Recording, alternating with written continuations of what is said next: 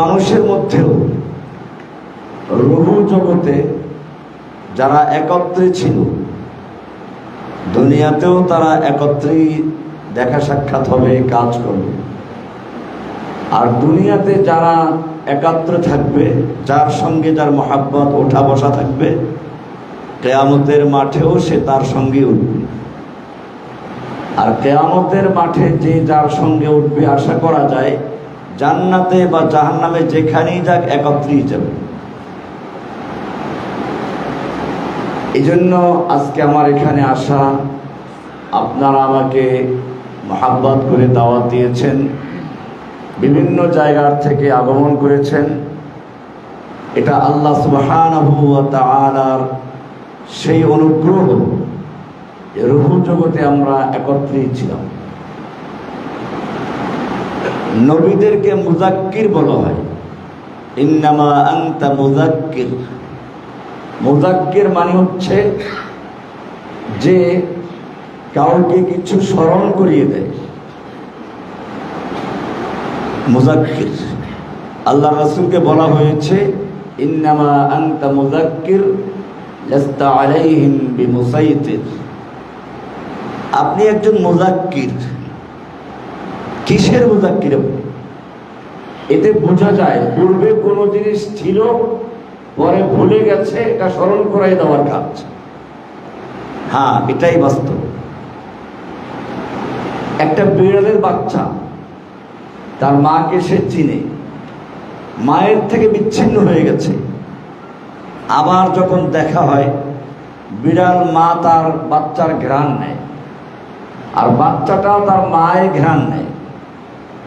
যখন দুজন দুজনকে চিনে ফেলল, তখন বাচ্চাটাকে আস্তে মুখে কামড় দিয়ে সে নিয়ে চলে যায়। আমাদেরও একটা পূর্ব পরিচয় আছে আল্লাহর সঙ্গে, আমাদের মালিকের সঙ্গে। আমরা সেই জিনিসটা অনেক সময় ভুলে যাই, আমাদের রবের পরিচয়টা আমরা ভুলে যাই।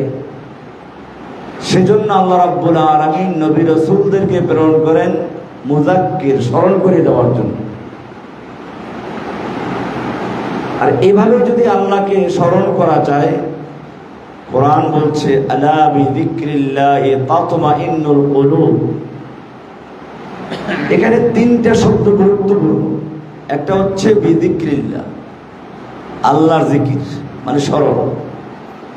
তাতমাইন্নু মানে স্থির হওয়া। তাতমাইন্নু অর্থ কি? ইতমিনান, স্থির হওয়া, শান্ত হওয়া। আর কুলুব মানে হচ্ছে কলবের বহুবচন, অস্থির হওয়া, পার্শ্ব পরিবর্তন করা। কাল্লাবা ইউকাল্লিবু তাকলিবান, ওলট পালট করা, উল্টা পাল্টা করা। ইউকাল্লিবুল লাইলা ওয়ান নাহার। তাহলে কলবকে কলব কেন বলা হয়? সে বারবার পার্শ্ব পরিবর্তন করে। আমরা যখন প্রথমে দুনিয়াতে আগমন করি, আমাদের সম্পর্ক ছিল আমাদের মায়ের সঙ্গে। কার সঙ্গে? আমাদের কলবের সবচেয়ে গভীর সম্পর্ক কার সাথে? মায়ের থেকে আমাদেরকে কেউ বিচ্ছিন্ন করলে আমরা কান্না জুড়ে দিতাম।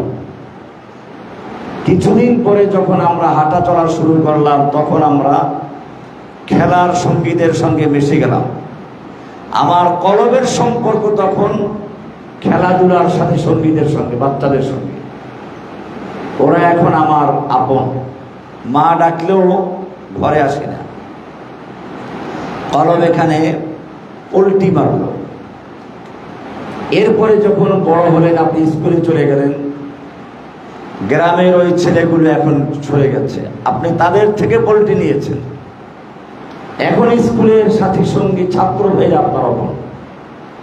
লেখাপড়া শেষ করে বিয়ে করলেন, এখন আপনার আপনকে স্ত্রী। এখন আর ওই স্কুল কলেজের ছাত্র ভাইদের কথা একেবারেই ভুলে গেছে।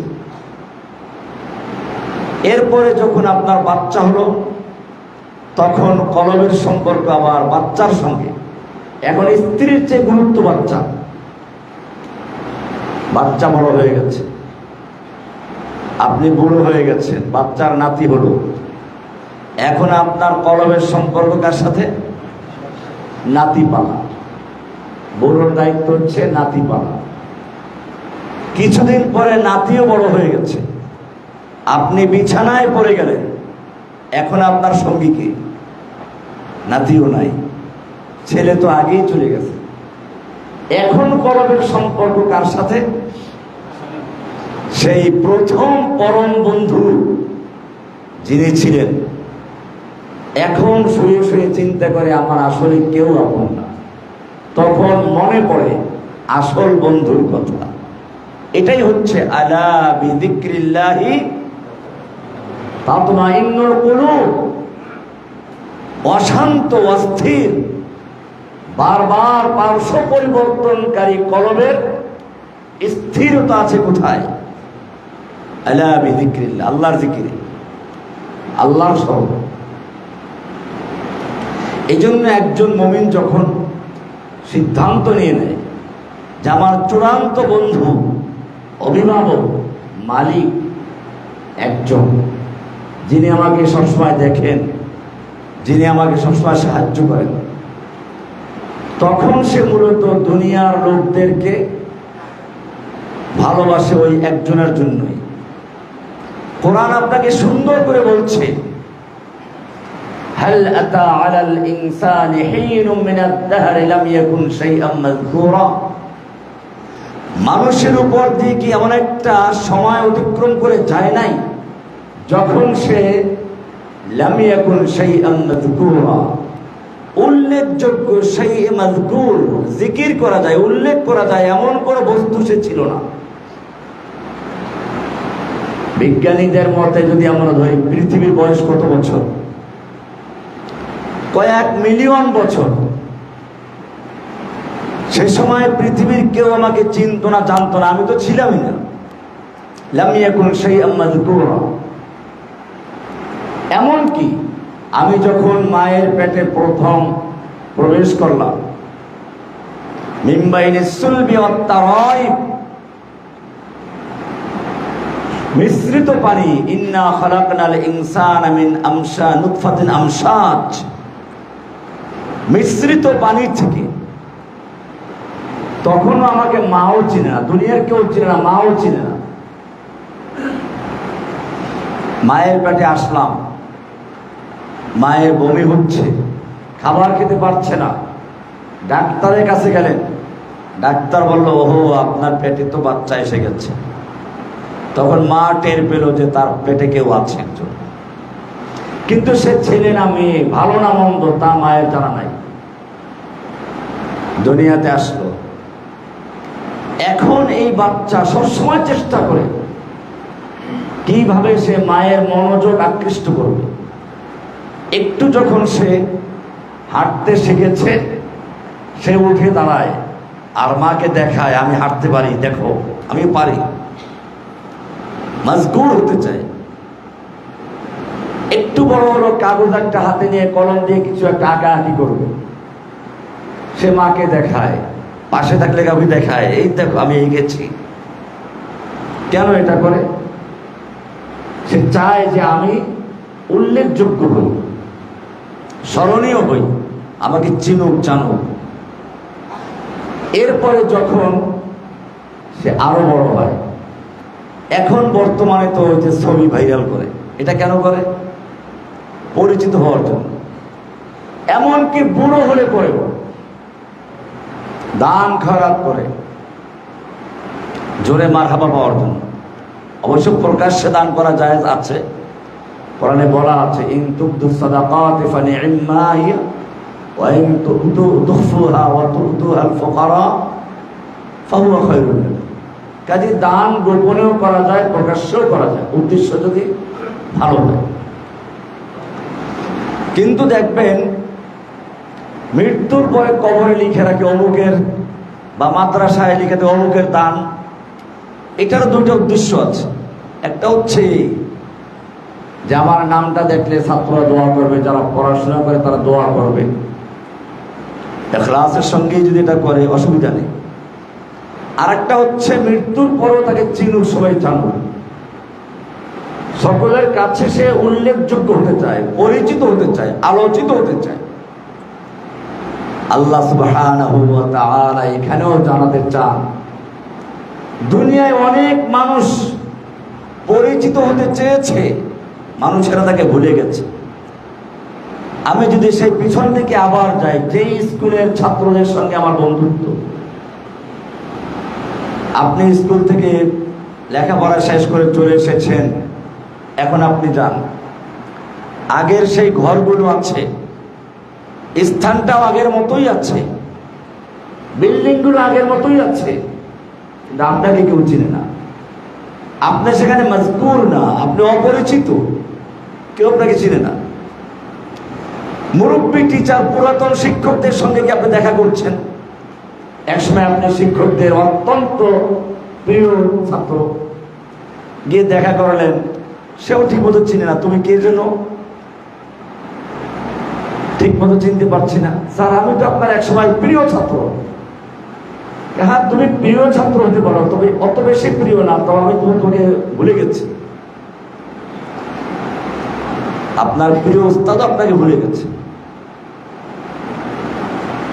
এই কারণে যদি কেউ সত্যিকার অর্থে মজকুর হতে চায়, তাহলে কাকে আপন করতে হবে? মূল মালিককে আপন করতে হবে। যে আমার মালিক, যদি তিনি আমাকে স্মরণ করেন, তার কাছে আমি আলোচিত হই, এটাই আমার পরম পাওনা, আমার চূড়ান্ত অর্জন। কোরআন সেটাই বলছে, ফাযকুরুনি আযকুরকুম, আমাকে স্মরণ করো, আমি তোমাকে স্মরণ করো। তুমি যদি স্মরণ করো আমাকে একা একই, আমি তোমাকে এক এক স্মরণ করো।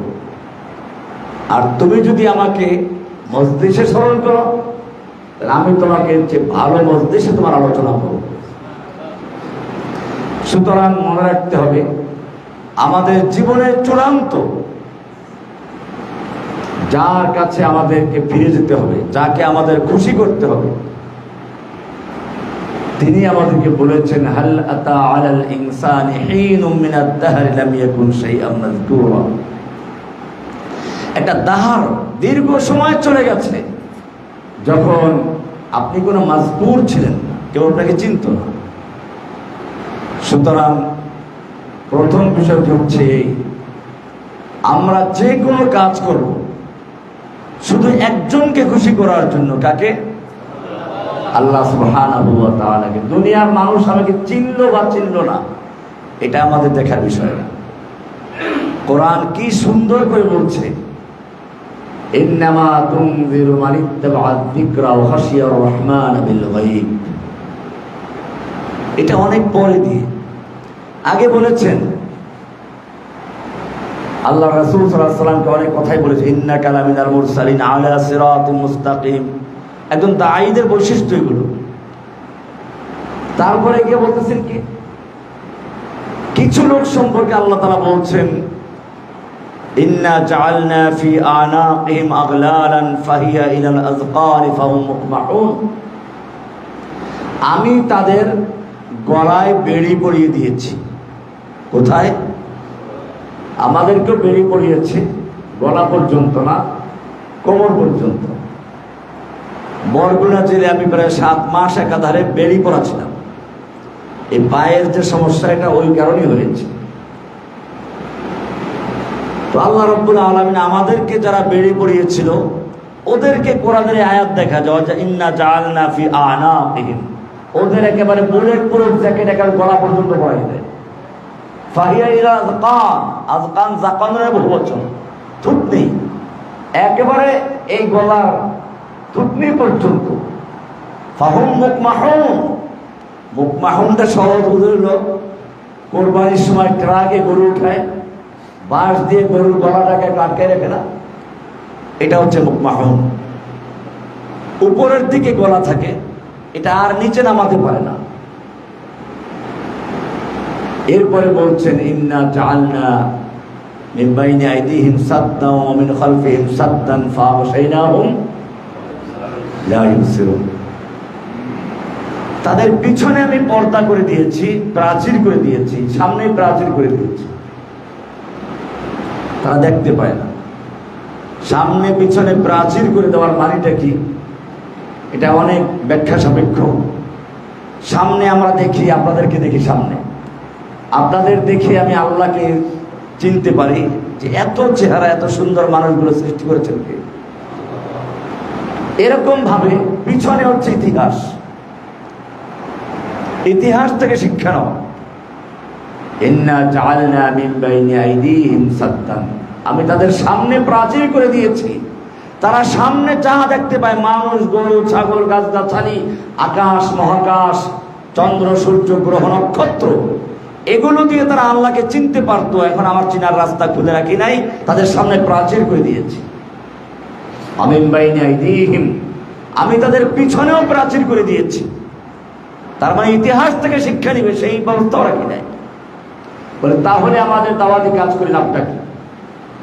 আপনারা যারা দাওয়াতি কাজ করেন, যারা মানুষের মধ্যে দিন প্রচার করার কাজ করছেন, লাভটা কি? আল্লাহ তাআলা বলছেন, ইন্নামা তুনযিরু মান ইত্তাবা'আদ যিকরা ওয়া খাশিয়ার রাহমান বিল গায়ব। এই লোকগুলোর মধ্যেই কোন একজন লোক বসে আছে, সে চুপচাপ আপনার কথা শুনছে, সে কোনো স্লোগান দেয় নাই, সে রহমানের বক্তব্য শুনে ঠিক করে চিৎকার মানে নাই, আবার কখনো সাবিলুনা সাবিলুনা আল জিহাদ আল জিহাদ বলে স্লোগানও দেয় নাই, সে চুপচাপ বসে আছে।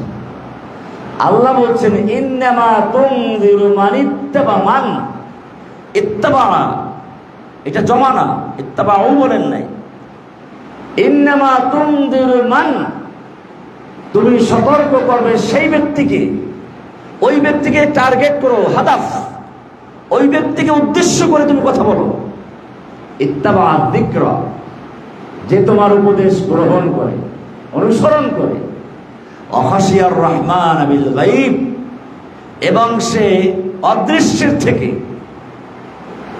গায়ব দুই অর্থ হতে পারে, আল্লাহকে না দেখে আল্লাহকে ভয় করে, আর একটা হচ্ছে জনসমক্ষের থেকে, সে গায়েব থেকে, মানুষ তাকে চিনে না কিন্তু আরশের মালিক তাকে চিনে।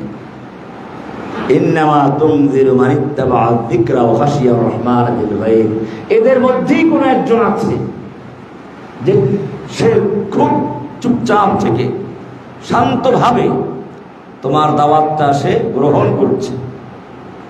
এই লোকটাই এত বড় কাজ করতে পারবে যা হয়তো অন্য কেউ করতে পারে না।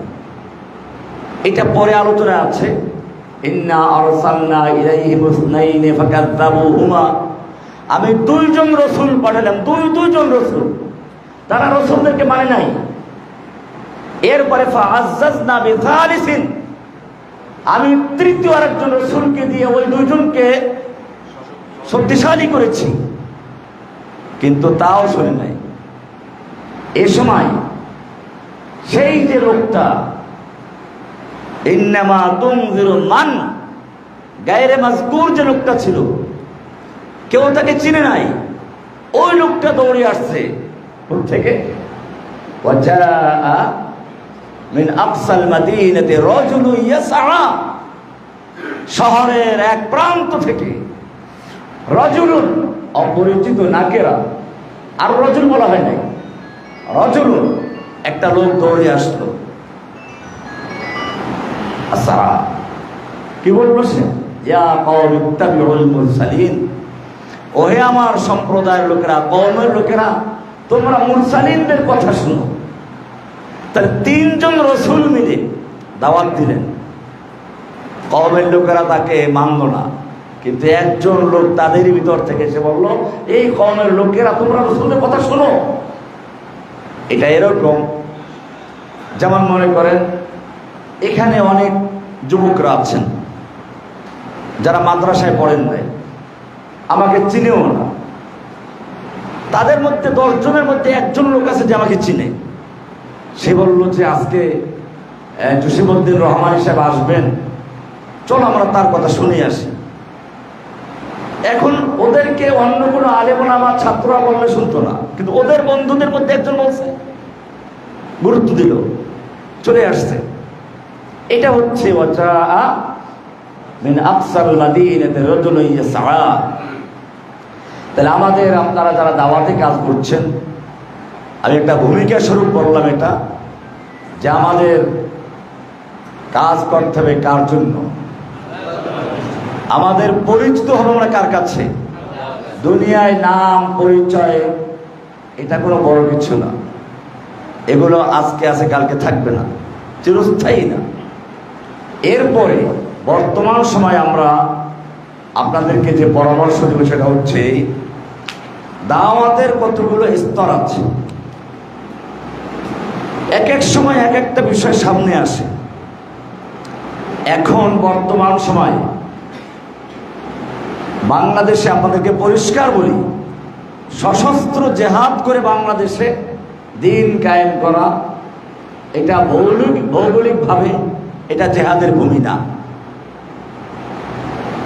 এখানে যারাই সশস্ত্র বিপ্লব করতে চেয়েছে, সে চাই ইসলামিক লাইনের হোক অন ইসলামিক লাইনের হোক, তারা ব্যর্থ হয়েছে। নকশাল, বামপন্থী, জাসদ যারা, এরা এক সময় সশস্ত্র বিপ্লব করার জন্য প্রস্তুতি নিয়েছিল, ব্যর্থ হয়েছে। এরপরে বাংলাদেশে কারা কারা আগমন করেছে আপনারা জানেন। বাংলাদেশে কয়েকবার জেহাদ ভিত্তিক আন্দোলন শুরু হয়েছিল, সশস্ত্র যুদ্ধ আমরা করব, এটাও ব্যর্থ হয়েছে।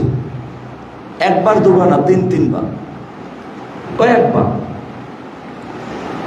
এবারে ছাত্র একটা জিনিস আমাদেরকে দেখালো, সেটা কি? গণবিপ্লব, জনগণের ভিতরে একটা বিপ্লব তৈরি করা, এবং সে বিপ্লবটা এমন হবে যেটা কেউ রুখতে পারবে না। এক্ষেত্রে জীবন দেওয়ার প্রশ্ন আছে। আমি গতকালকেও একটা যুবকদের সম্মেলন করেছিলাম ঢাকাতে, নারায়ণগঞ্জের বেশ অনেক যুবকদের, আন-নূর একটা সংস্থা। তো ওখানে বলেছিলাম যে পৃথিবীর তিনটা ইতিহাস খুবই গুরুত্বপূর্ণ। একদল লোকেরা তাদের নেতা, তাদের যে লিডার, সে তাদেরকে বলল, তোমরা আল্লাহ নির্দেশ, তোমাদেরকে বাইতুল মুকাদ্দাস দেওয়া হয়েছে, ওখানে প্রবেশ করতে হলে যুদ্ধ করে প্রবেশ করতে হবে। এই লোকগুলো কিন্তু সাধারণ কেউ না। একটু আগেই তারা দেখেছে আল্লাহ কিভাবে সাহায্য করেছেন। তাদের জন্য পানি দুভাগ করে দেওয়া হয়েছিল, মাঝখান দিয়ে তারা চলে এসেছে। ঠিক ওই একই পানিতে আবার ফেরাউনকে চুবিয়ে মারা হয়েছে। আল্লাহর সরাসরি মুজিজা তারা প্রত্যক্ষ করেছে। এই লোকগুলোকে যখন বলা হলো যে এখন আল্লাহর নির্দেশ হচ্ছে আমাদেরকে বাইতুল মুকাদ্দাস প্রবেশ করতে হবে, সেখানে যারা আছে ওদের সঙ্গে যুদ্ধ করে ওদেরকে তাড়িয়ে দিতে হবে, তারা উত্তর দিল কি? ইযহাব আনতা ওয়া রাব্বুকা ফাকাতিলা ইন্না হাউনা কাঈদুন। তুমি আর তোমার রবকে যুদ্ধ করো, আমরা তো এখানেই বসে পড়লাম। আল্লাহ কি শাস্তি দিলেন তাদেরকে? 40 বছর পর্যন্ত তাদেরকে ওই ময়দানে ঘুরপাক খাওয়ালেন। ইয়াতিহুনা ফিল আরদ।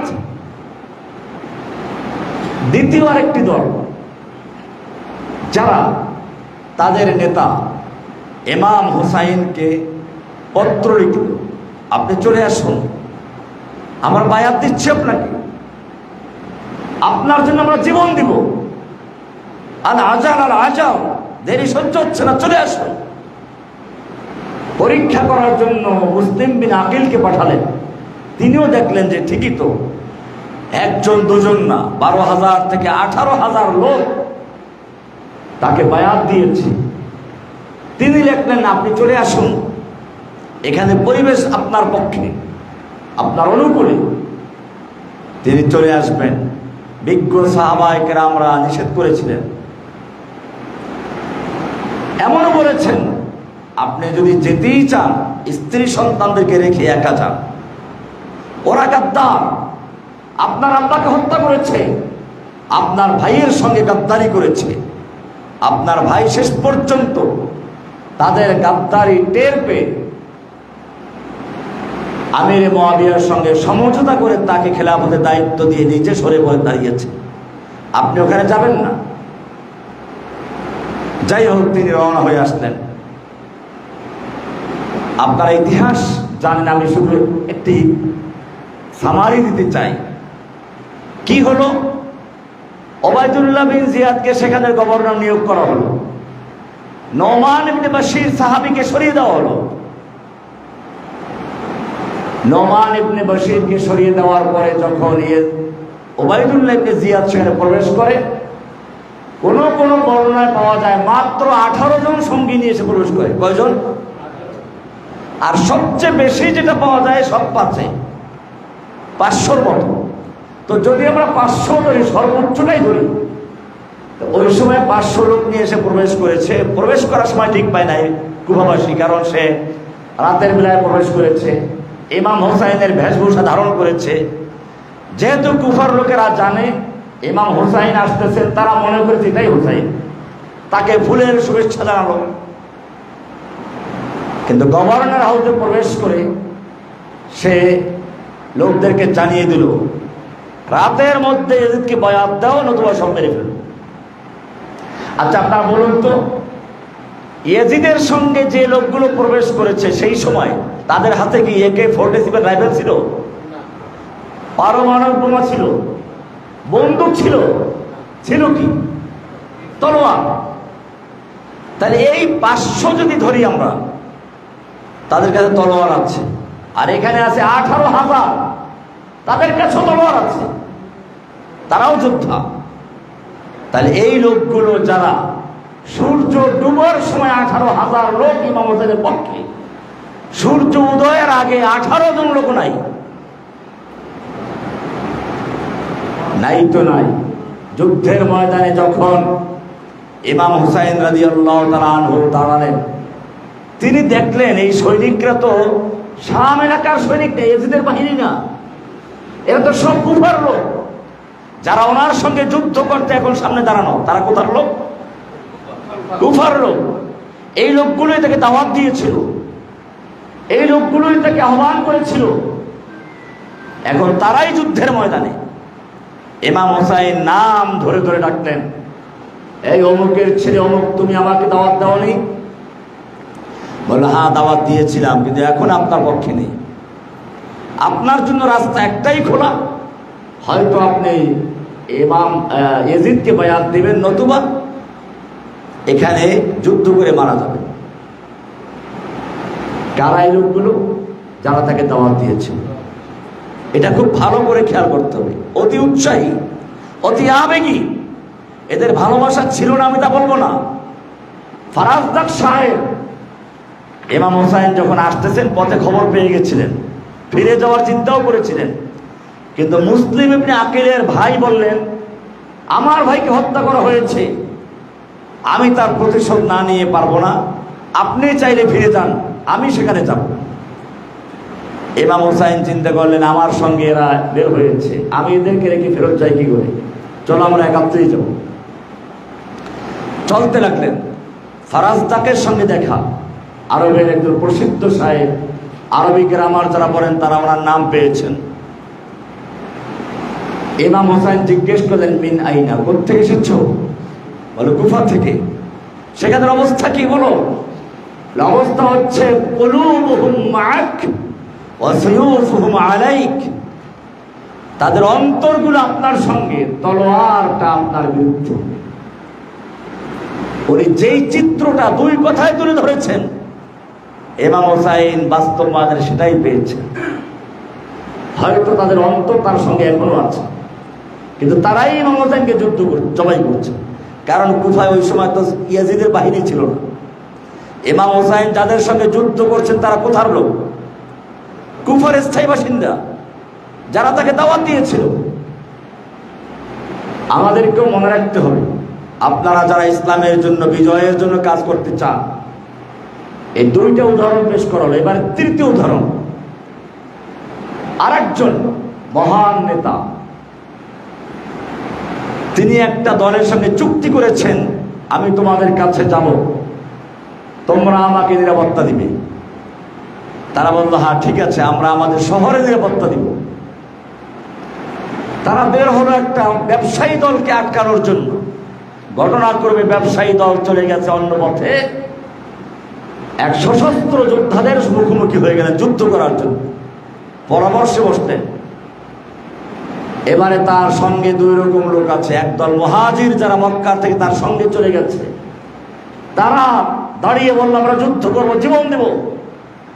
কিন্তু তিনি চাচ্ছেন মূলত আনসারদের কথা, তাদের মতামতটা কি, কারণ তারা চুক্তিবদ্ধ মদিনায় সাহায্য করার জন্য, মদিনার বাইরে সাহায্য করার জন্য চুক্তিবদ্ধ নয়।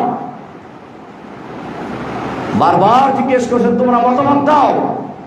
সাইয়্যিদুল আনসার দাঁড়িয়ে গেলেন, সাদ ইবনে উবাদা। ইয়া রাসূলুল্লাহ, আপনি বোধহয় আমাদের মতামত জানতে চাচ্ছেন, কারণ আমরা আপনার সঙ্গে মদিনায় আপনাকে নিরাপত্তা দেওয়ার জন্য চুক্তিবদ্ধ, মদিনার বাইরে আপনাকে সাহায্য করবো কিনা সেইটা বোধহয় আপনি জানতে চাচ্ছেন। জেনে রাখুন, আমরা আপনার হাতে বায়াত দিয়েছি, ইসলাম গ্রহণ করেছি, আমরা আপনাকে আল্লাহর রাসূল বলে স্বীকার করেছি। আমরা মুসার কওমের মতো বলবো না তুমি আর তোমার রবকে যুদ্ধ করো, আমরা বসে পড়লাম।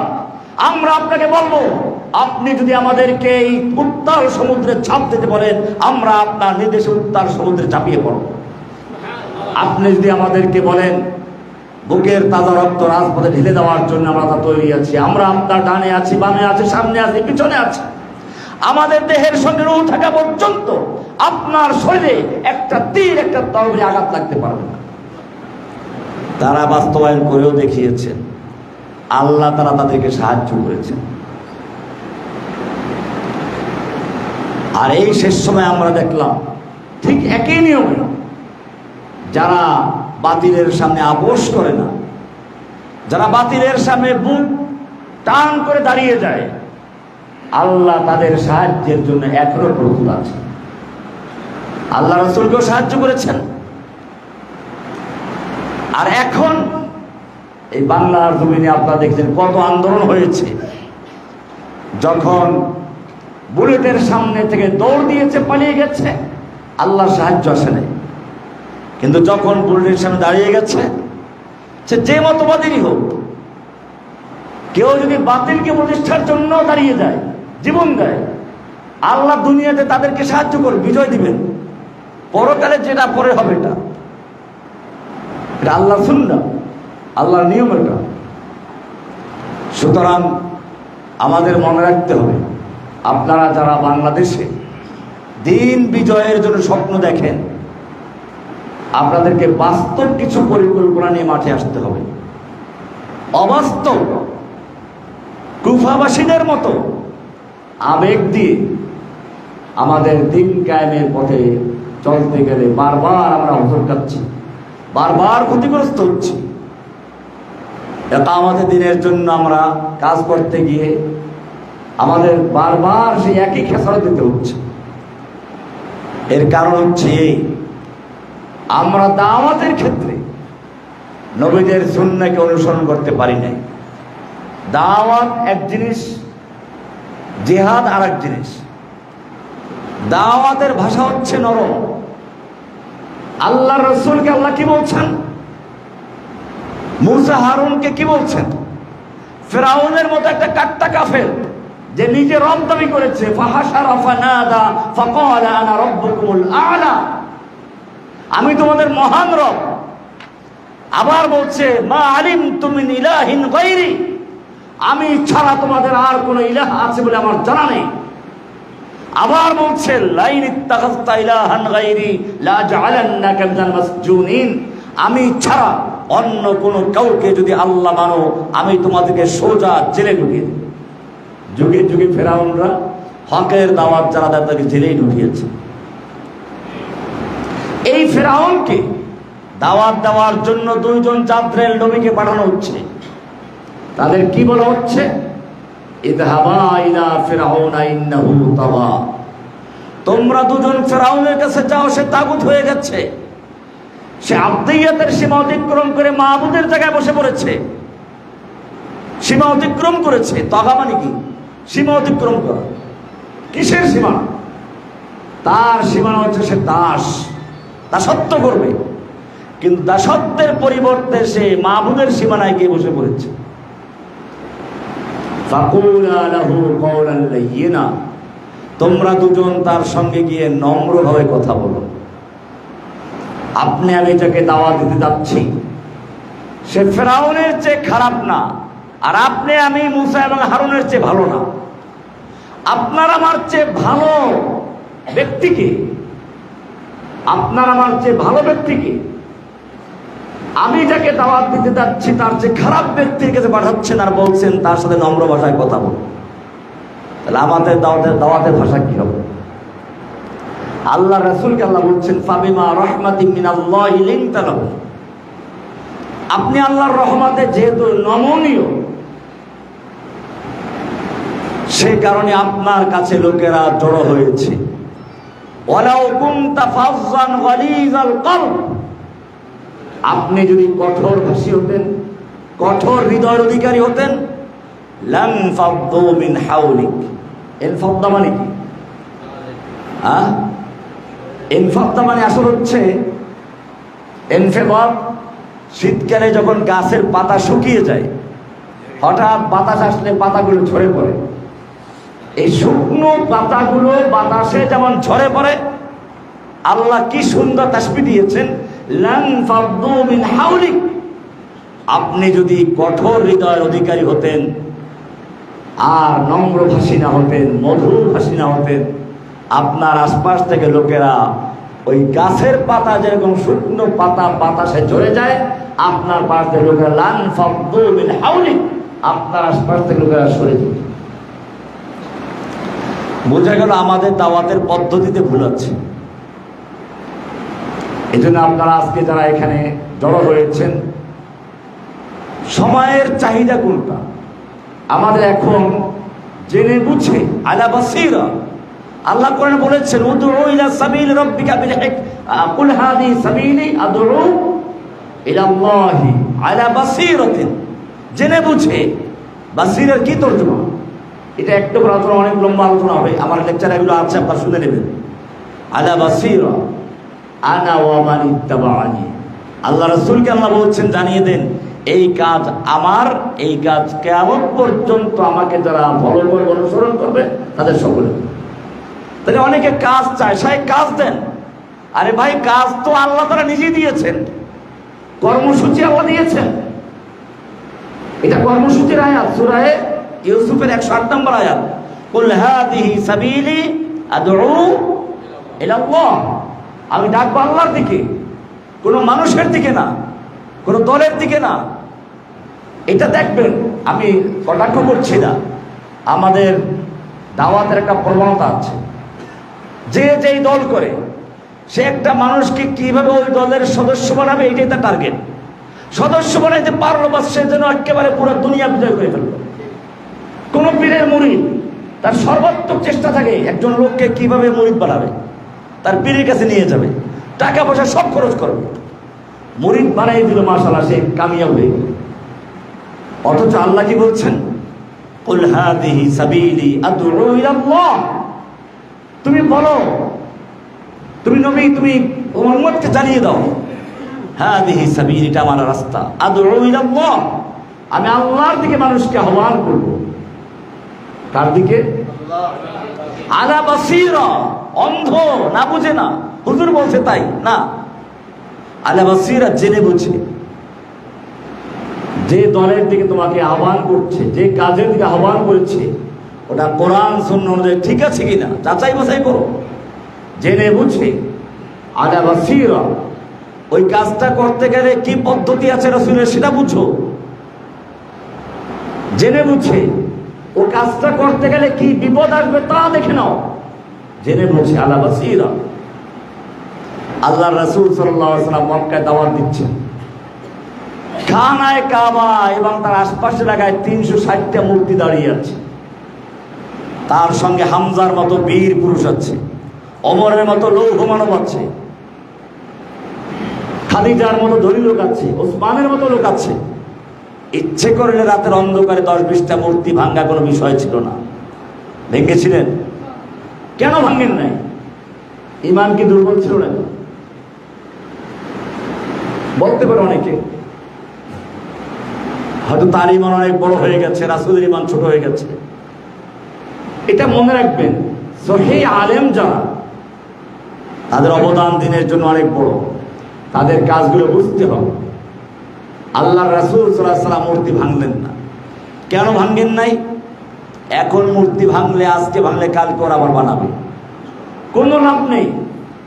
আমার এখন প্রথম কাজ হচ্ছে উলাইকা কাতাবা ফি কুলুবিহিমুল ঈমান, তাদের অন্তরে তাওহীদের বীজ রোপণ করে অন্তর থেকে মূর্তির প্রেম ভালোবাসা দূর করে দেওয়া, অন্তর থেকে মূর্তি ভাঙ্গা, তাওহীদের বীজ রোপণ করা।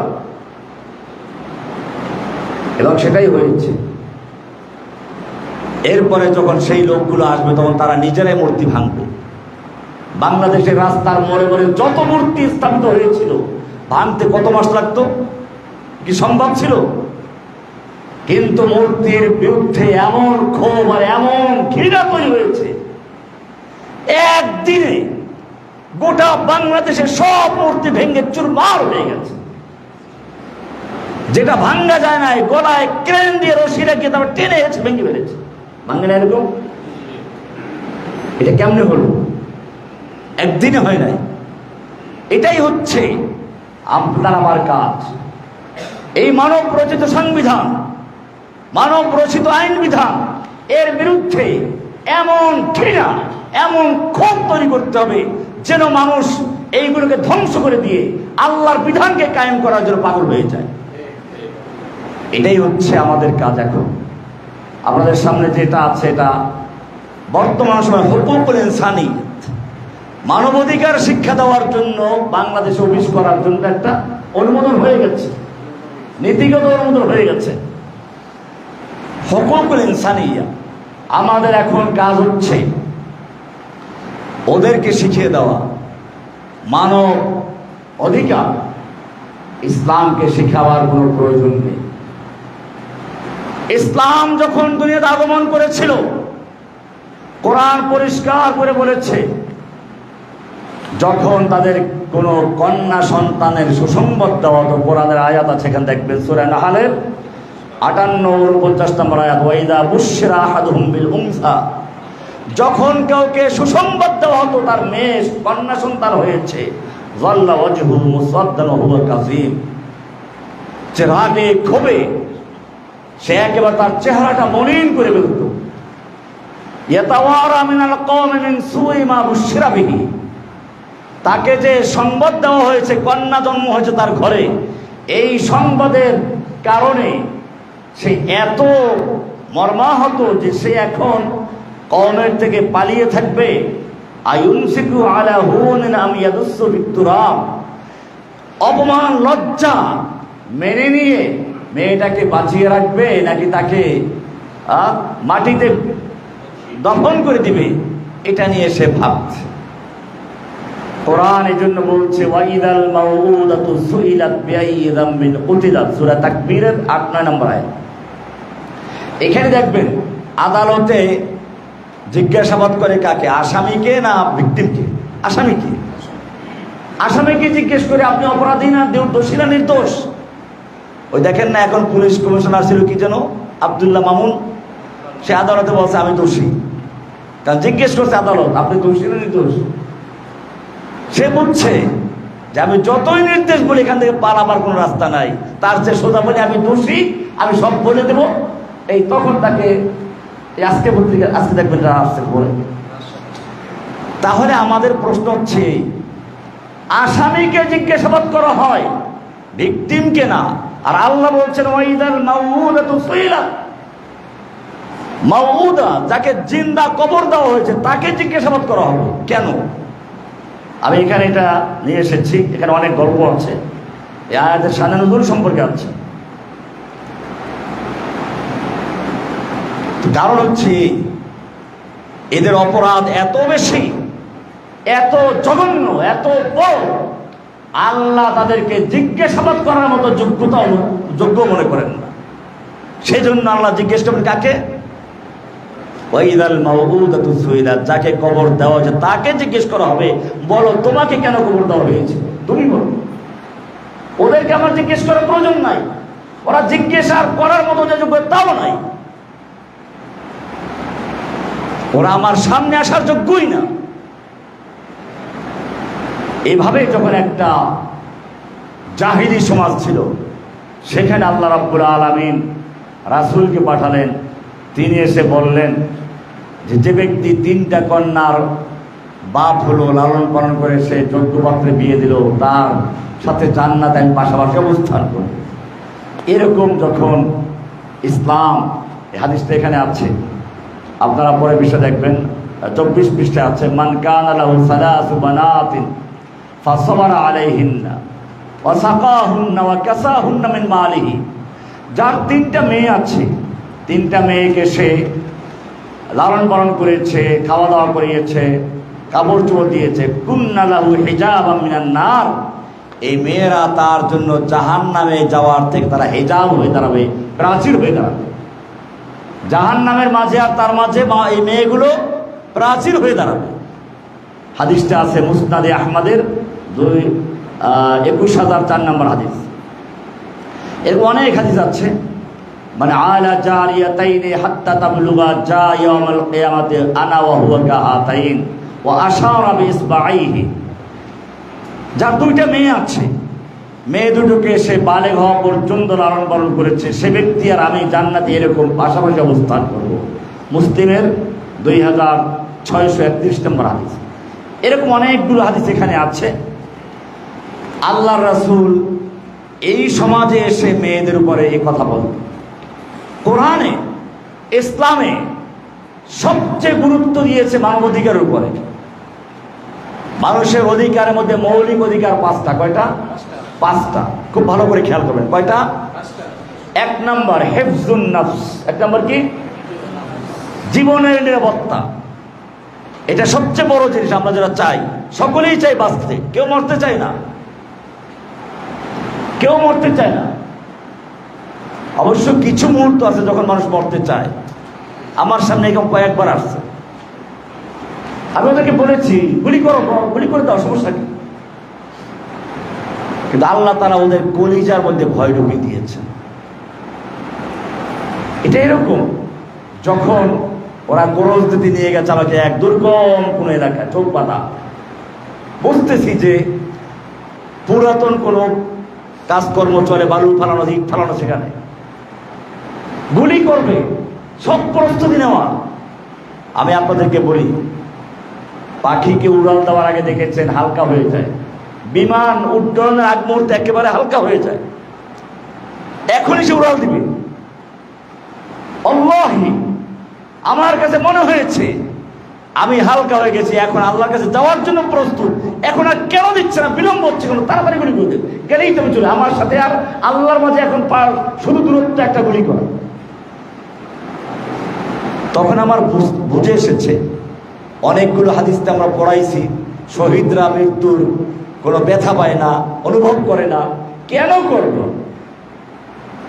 আপনি যখন কোনো বড় বিপদে থাকেন, ওই যে কয় না, ইয়াউমা তাজাহালু কুল্লু মুরদিআতিন আম্মা ওয়াদাআত, সব ভুলে যাবে সেখানে। বন্যার সময় আপনি গাছে ছাদের উপরে দাঁড়াইছেন, সাপ এসে ওখানে বসে আছে, সাপে কামড়ায় কাউকে? কি কামড়াবে? ও তো বিপদে। এখন ও চাইবে আসলে মানুষ আমাকে না মারুক। প্রত্যেকে যার যার অবস্থা নিয়ে চিন্তিত। তো এমন একটা মুহূর্ত আসে যখন মানুষ তার প্রভুর প্রেমে এমন আত্মহারা হয়ে যায়, এখনই সে আল্লাহর কাছে চলে যাবে, তখন তার আর দুনিয়ার কোনো মায়া থাকে না, আল্লাহর কাছে যাওয়ার জন্য সে উদ্গ্রীব হয়ে যায়। আর তখন সে অপেক্ষা করে, এখনো গুলিটা কেন লাগছে না, এখনো কেন গুলি করছে না। তো যাই হোক, যেটা বলছিলাম, আল্লাহ সুবহানাহু ওয়া তাআলা হুকুক ইনসানিয়তের প্রথম বিষয় হচ্ছে জানের নিরাপত্তা। জানের নিরাপত্তার জন্য কোরআন স্পষ্ট বলেছে, মান কাতালা নাফসান বিগাইরি নাফসিন আও ফাসাদিন ফিল আরদি ফাকান্নামা কাতালান নাসা জামিআ। যে ব্যক্তি অন্যায়ভাবে কোন একটা মানুষকে খুন করলো, অন্যায়ভাবে বিগাইরি ফাসাদিন ফিল আরদি, যে অন্যায় করে নাই, সে কাউকে হত্যাও করে নাই, মান কাতালা নাফসান বিগাইরি নাফসিন আও ফাসাদিন ফিল আরদ, সে কাউকে খুন করে নাই, কোনো ফাসাদ করে নাই, অন্যায়ভাবে তাকে খুন করা হলো, দেখেন, মানবাধিকার নিয়ে যত কথা পৃথিবীর যত বিজ্ঞানী বলেন, যত সমাজকর্মী বলেন, মানবাধিকার কর্মী বলেন, অনেক কথাই বলেছে। কোরআন যেই কথা বলেছে আমরা হলফ করে বলতে পারি, কোরআনের এই একটা আয়াতের সঙ্গে দুনিয়ার সমস্ত মানবাধিকার একত্র করে তার সমতুল্য হতে পারে না। কি বলছে কোরআন? স্পষ্ট আয়াত, মান কাতালা নাফসান বিগাইরি নাফসিন আও ফাসাদিন ফিল আরদ। যে ব্যক্তি কোনো একটা মানুষকে, সে কাউকে হত্যা করে নাই, কোনো ফাসাদ করে নাই, অন্যায়ভাবে তাকে হত্যা করলো, ফাকান্নামা কাতালান নাসা জামিআ, সেজন্য গোটা পৃথিবীর সমস্ত মানুষকে হত্যা করলো। ওমান আহইয়াহা, পক্ষান্তরে অন্যায়ভাবে কাউকে খুন করা হচ্ছে, এই সময় তার পাশে গিয়ে দাঁড়ালো, অন্যায় খুনের হাত থেকে তাকে বাঁচালো। ওমান আহইয়াহা, কেউ ছবি করে নাই, ভিডিও করে নাই। আমরা দেখি কি, এই গত 2 দিন আগের ঘটনা, জাহিলি যুগে এত অত্যাচার করে নির্মম ভাবে এরকম খুন করেছে বলে আমাদের জানা নেই। একটা জীবন্ত মানুষকে, সে কোনো অন্যায় করে নাই, সে কোনো চাঁদাবাজি করে নাই, শুধু চাঁদা দেয় নাই এই কারণে তাকে নির্মম ভাবে ইট দিয়ে, সেই সিমেন্টের বরফ দিয়ে তাকে ধুকে ধুকে হত্যা করা হয়েছে জনগণের সামনে। এত হাজার হাজার লোক, তাও কোনো গ্রামগঞ্জে না, রাজধানী শহরে একটা ব্যস্ততম এলাকায় নির্মম ভাবে হত্যা করলো, আর মানুষ তাকিয়ে তাকিয়ে দেখলো। এটা কোনো মানুষের কাজ হতে পারে না। কোরআন বলছে ওমান আহইয়াহা, যে ব্যক্তি কোনো অন্যায় খুনের থেকে কোনো একটা মানুষকে বাঁচালো, ফাকান্নামা কাতালান নাসা জামিআ, সেজন্য বিশ্বের ফাকান্নামা আহইয়ান নাসা জামিআ, যে একটা মানুষকে অন্যায় খুনের হাত থেকে রক্ষা করলো, বাঁচালো। দূর থেকে তো দেখে ছবি তুলছে এটা না, সেলফি তুললো তা না, ভাইরাল হওয়ার জন্য না, বরং জীবনের ঝুঁকি নিয়ে যে ব্যক্তি অন্যায় খুনের থেকে একটা মানুষকে বাঁচালো, ফাকান্নামা আহইয়ান নাসা জামিআ, সেজন্য গোটা বিশ্বের মানুষকে সে জীবিত করলো। এই জন্য আপনাদের মনে রাখতে হবে, যদি আজকে ইসলামী হুকুমত থাকতো, আমি আপনাদেরকে বলবো, সারা বাংলাদেশের সমস্ত যুবকদেরকে বলবো, তোমরা ঐক্যবদ্ধ হও। ইনশাআল্লাহ যেদিন বাংলাদেশে ইসলামী খেলাফত কায়েম হবে, ইসলামের রাজ কায়েম হবে, সেদিন এইরকম যারা চাঁদাবাজি করে, এদেরকে যে এলাকায় এরকম অন্যায় করেছে, ওই এলাকায় জনসমক্ষে ও যেরকম ভাবে খুন করেছে, তাজিরের জন্য, যদিও হানাফি মাযহাব অনুযায়ী লা কওয়াদা ইল্লা বিসাইফ, তলোয়ার ছাড়া কিসাস নেওয়া যাবে না, কিন্তু তাজিরান কিসাস বিল মিসাল জায়েজ, ইমাম শাফিঈ রাহমাতুল্লাহ জায়েজ বলেছেন। এদেরকে জনসমক্ষে এনে যেভাবে ও হত্যা করেছে, ওকে চতুর্দিক থেকে ইট দিয়ে, পাথর দিয়ে, পিটিয়ে পিটিয়ে দুকে হত্যা করা হবে। এইটাই কিসাস। কোরআন বলছে, ইয়া আইয়ুহাল্লাযীনা আমানু কুতিবা আলাইকুমুল কিসাস বিল কতলা। জানের নিরাপত্তা নিয়ে আলোচনা করছিলাম, মানবাধিকার শিক্ষা আমাদেরকে। তোমাদের একটা খুন হলে পরে তার বদলা নেওয়ার জন্য দীর্ঘ কয়েক 100 বছর অপেক্ষা করতে হয়। এরপরে আবার খুন হলো একজন, ক্ষমা করার অধিকার প্রেসিডেন্টের। আল্লাহর আইনে এই সমস্ত অধিকার নেই, অধিকার আছে। যে খুন হয়েছে তার যারা ওলি, তার পরিবারের সদস্য যারা, তারা যদি মাফ করে দেয় সেটা ভিন্ন। কিন্তু জেনে রাখবেন কোরআন কি বলছে শুনুন। জীবনের নিরাপত্তার জন্য কোরআন আইন দিয়েছে, ইয়া আইয়ুহাল্লাযীনা আমানু কুতিবা আলাইকুমুল কিসাস বিল কতলা। হে ঈমানদারগণ, তোমাদের উপরে কিসাস, হত্যার বিনিময়ে অন্যায়ভাবে হত্যা করলে তার বিরুদ্ধে কিসাসের আইন করে দেওয়া হয়েছে। আল হুররু বিল হুররি ওয়াল আবদু বিল আবদিল আখির। এরপরে আল্লাহ পরে আয়াতে বলেছেন, ওয়ালাকুম ফিল কিসাসি হায়াতুন ইয়া উলিল আলবাব। কিসাসের মধ্যে রয়েছে জীবন। আজকে যদি এই সোহাগ নামে যে লোকটাকে হত্যা করা হলো, আমি শুনেছি তার বাড়ি নাকি আমাদের বরগুনাতে, দক্ষিণ অঞ্চলে। এটা আমাদের জন্য আরো বেদনাদায়ক। আজকের এই সমাবেশ থেকে আমি সারা বাংলাদেশের যুবকদেরকে বলবো, তোমাদের কাজ হচ্ছে এই জুলুম নির্যাতন থেকে জাতিকে উদ্ধার করার জন্য অনতি বিলম্বে বাংলার জমিনে কোরআনের শাসন কায়েম করে কোরআনের আইন দিয়ে এই সোহাগ হত্যার বিচার আমরা করে ছাড়বো ইনশাআল্লাহ। কোরআন পরিষ্কার করে দিয়েছে, ওয়ালাকুম ফিল কিসাসি হায়াতুন ইয়া উলিল আলবাব। একটা কিসাস যদি নেওয়া হয়, একটা যদি খুনের বদলা নেওয়া হয়, ওকে যে রাস্তায় জনসমক্ষে ওরকম পিটিয়ে হত্যা করা হয়, ইনশাআল্লাহ যারা দেখবে তারা শুনবে, আর কেউ জীবনে কাউকে হত্যা করার সাহস করবে না। বাংলাদেশ থেকে যদি চাঁদাবাজি, খুন, ধর্ষণ ইত্যাদি বিলুপ্ত করতে হয়, ইসলামের আইনের সামনে আসতে হবে। কিসাস ইসলাম ফরজ করে দিয়েছে। এরপরে 2 নাম্বার হচ্ছে মানুষের সবচেয়ে নিরাপত্তার জায়গা কোনটা? মালের নিরাপত্তা, জানের নিরাপত্তার জন্য আল্লাহ কিসাসের বিধান দিয়েছেন। কেউ যদি আপনার চোখ উপড়ে ফেলে, তারও চোখ উপড়ে ফেলা হবে। আল আইনু বিল আইনি ওয়াল আনফু বিল আনফি ওয়াল উযুনু বিল উযুনি ওয়াস সিন্নু বিস সিন্নি ওয়াল জুরুহা কিসাস। চোখের বদলে চোখ, নাকের বদলে নাক, কানের বদলে কান, জিহ্বার বদলে জিহ্বা। যে যেরকম ভাবে অন্যায়ভাবে কাউকে হত্যা করবে কিংবা কারো আঘাত করবে, আহত করবে, আল্লাহর বিধান হচ্ছে তাকে সেভাবে বদলা নেওয়া হবে। এই বিধান যদি কার্যকর থাকতো, তাহলে বাংলাদেশে এরকম দিনে দুপুরে একটা জীবন্ত মানুষকে লক্ষ লক্ষ মানুষের শহরে, কোটি কোটি মানুষের শহরে সে জাহিলি যুগের পুনরাবৃত্তি ঘটতো না। 2 নাম্বার বিষয় হচ্ছে মাল। ইসলাম মালের নিরাপত্তা দিয়েছে।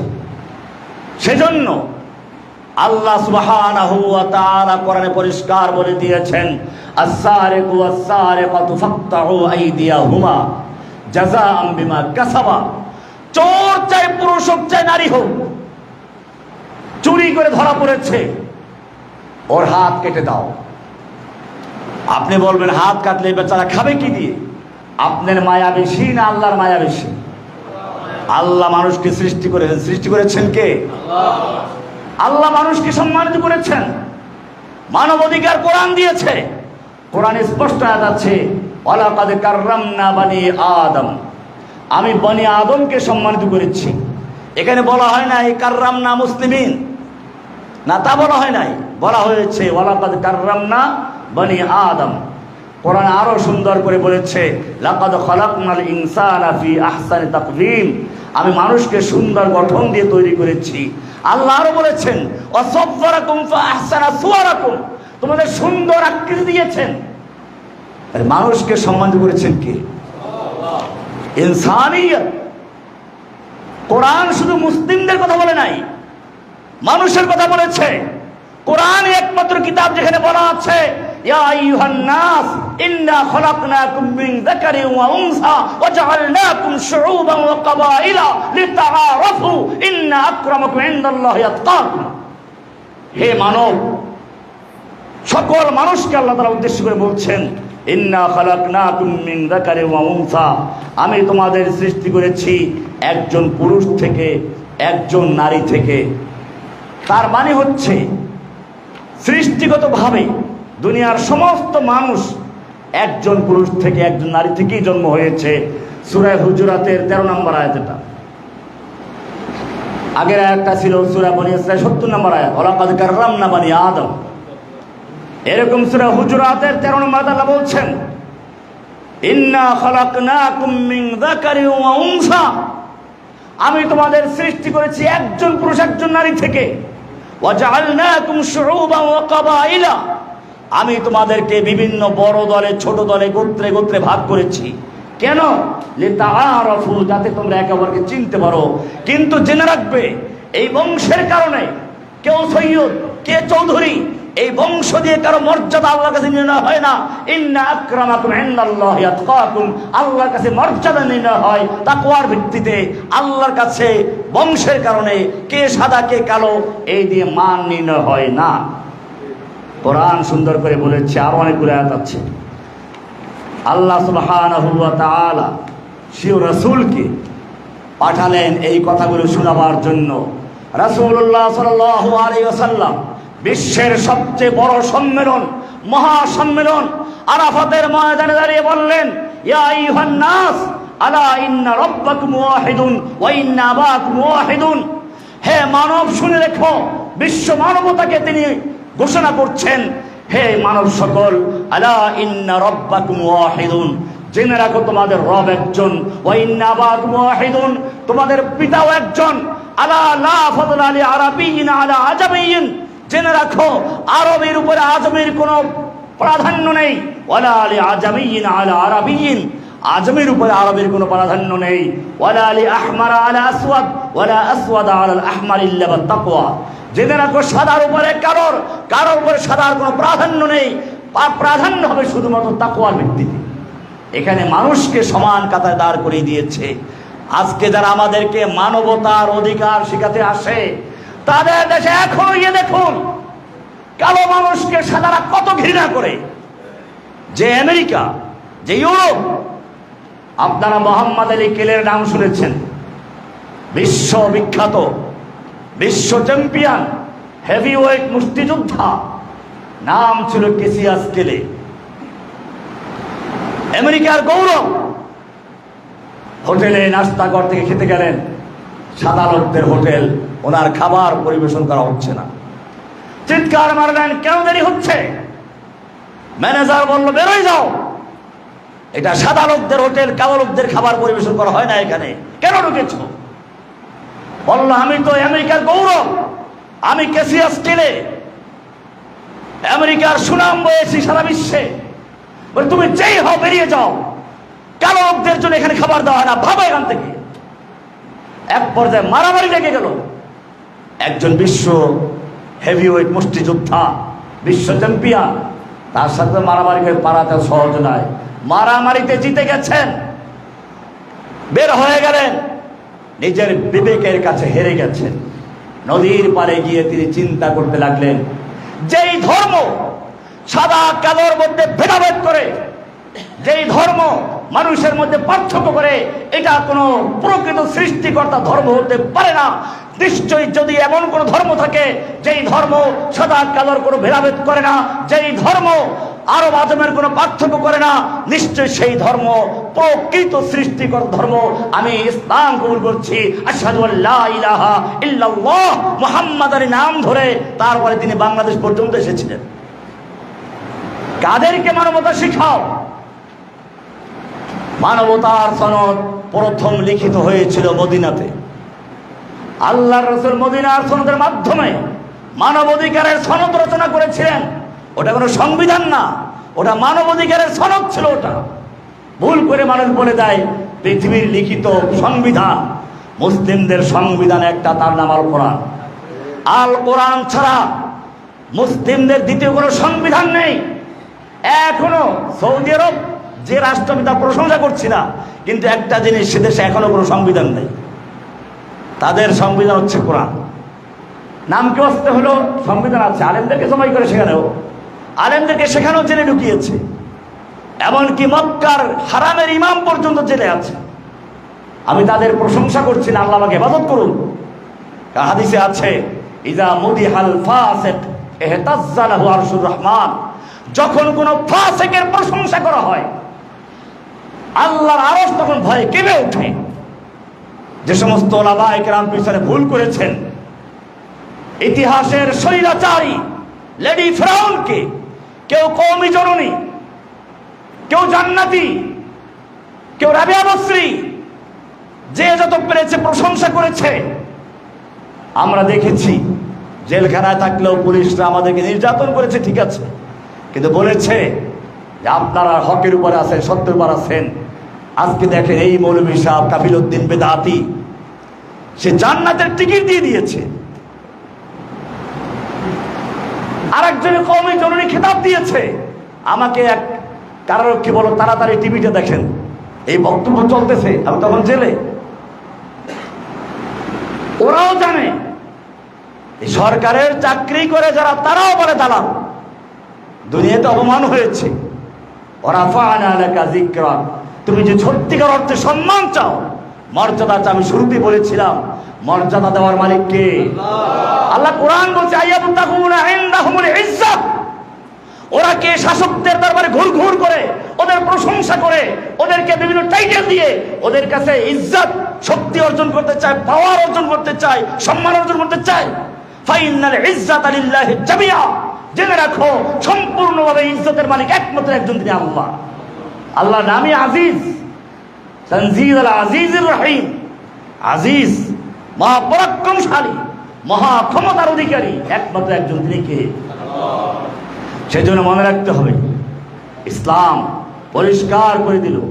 আল্লাহর রাসূল সাল্লাল্লাহু আলাইহি ওয়াসাল্লাম এখানে মানবাধিকারের মূল ভিত্তি স্থাপন করলেন, যেখানে কোনো সাদা কালো ভেদাভেদ থাকবে না।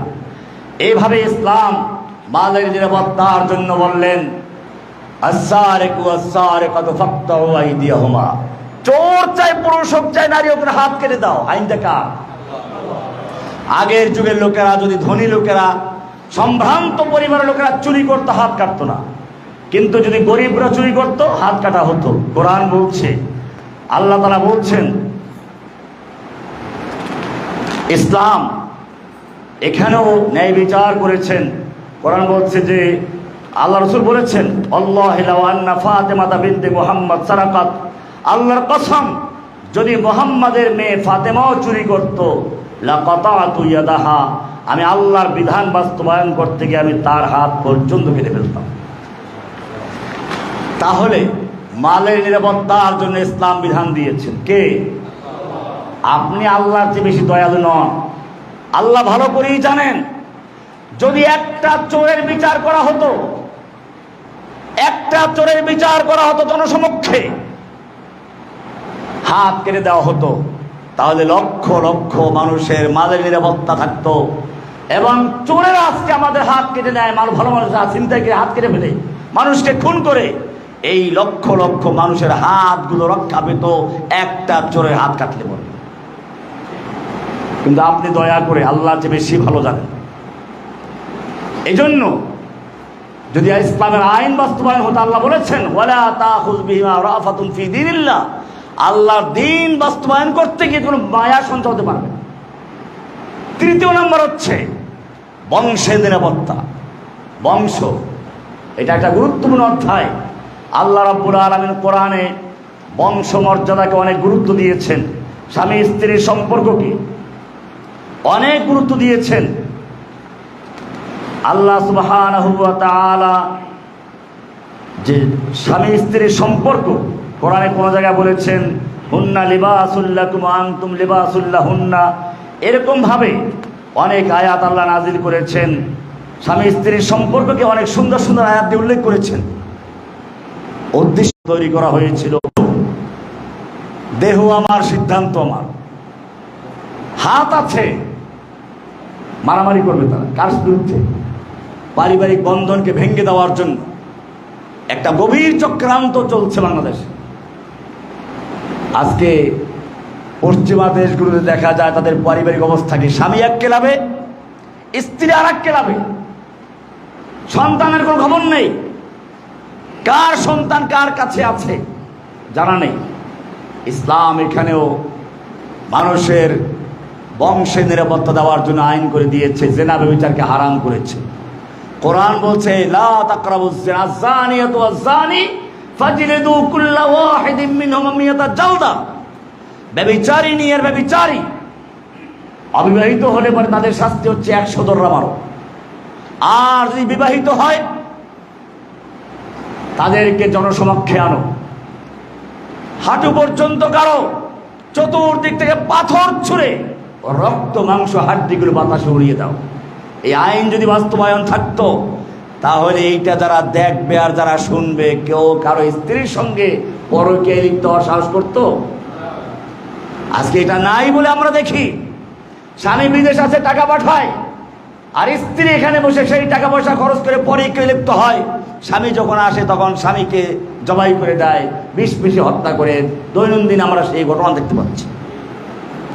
এই কারণে কোরআন বলছে ওয়ালা তাকরাবুজ জিনা, জিনার ধারে কাছেও যেও না। জিনা তো করবে না, তার ধারে কাছেও যেও না। ধারে কাছে যাওয়ার মানে কি? ধারে কাছে যাওয়ার প্রথম হচ্ছে নজর, দৃষ্টি। কোরআন বলছে কুল্লিল মুমিনিনা ইয়াগুদ্দুনা মিন আবসারিহিম, মুমিন পুরুষদেরকে বলুন তারা যেন তাদের চক্ষুকে সংযত রাখে, আবার মুমিন নারীদেরকে বলুন তারা যেন তাদের চক্ষুকে হেফাজত করে। আল্লাহ রাসূল বলেছেন আন-নাযরু সাহমুন মাসমুমুন মিন সিহাম ইবলিস, মানুষের কুদৃষ্টি ইবলিসের বিষাক্ত তীরগুলোর থেকে একটা মারাত্মক বিষাক্ত তীর। জিনা ব্যভিচারকে হারাম করা হয়েছে। এরপরে 4 নাম্বার হচ্ছে মানুষের বিবেক বুদ্ধির সংরক্ষণ করা, আকল। এটার জন্য আল্লাহ তাআলা মদকে হারাম করেছেন। মদ হারাম করেছেন কেন? দেখুন, শুকুরও হারাম, মদও হারাম। 2 হারাম কি এক জিনিস? কি পার্থক্য আছে? কোরআনের আয়াতগুলো গবেষণা করবেন। আল্লাহ বলছেন ইন্নামাল খামরু ওয়াল মাইসিরু ওয়াল আনসাবু ওয়াল আজলামু রিজসুম মিন আমালিশ শাইতান, রিজসুন মিন আমালিশ শাইতান, শয়তানের রিজস, নাপাক কাজ। তাহলে মদ তো নাপাক, মদ শুরু থেকেই নাপাক, শয়তানের নাপাক কাজ। সুগর মাখলুক, আল্লাহর একটা সৃষ্টি, এটা খাওয়া হারাম, কিন্তু এটা শয়তানের তৈরি করা নাপাক জিনিস না। কিন্তু এই মদ সম্পর্কে যখন প্রথমে আয়া লোকেরা জিজ্ঞেস করলো, হে নবী আপনাকে লোকেরা জিজ্ঞেস করবে, আপনি বলুন কুল ফীহিমা ইসমুন কাবীরু ওয়া মানাফিউ লিন-নাস, লাভও আছে ক্ষতিও আছে, লাভের চেয়ে ক্ষতিটা বড়। প্রথম আয়াতে এটা। কিছু লোকেরা বুঝতে পারলো এই খারাপ জিনিস খাওয়া যাবে না, কিছু লোকে তখনও মদ পান করে অবশিষ্ট রাখলো। আবার একদিন সালাতে গেল, ইমাম সাহেব মদ খেয়ে ইমামতি করা শুরু করলেন, লা বাদ দিয়ে সব কুল ইয়া আইয়ুহাল কাফিরুন আ'বুদু মা তা'বুদুন, লাগুলো বাদ দিয়ে পড়েছে। আল্লাহ রাসূলকে জানানো হলো, আয়াত নাযিল হয়ে গেল, লা তাকরাবুস সালাতা ওয়া আনতুম সুকারা, এখন থেকে মাতাল অবস্থায় সালাতের ধারে কাছে আসবে না। আরো কিছু লোকে বুঝতে পারলো, ও তাই এটা এত ঘৃণিত জিনিস, এটা পান করে সালাতের ধারে কাছে আসা যাবে না।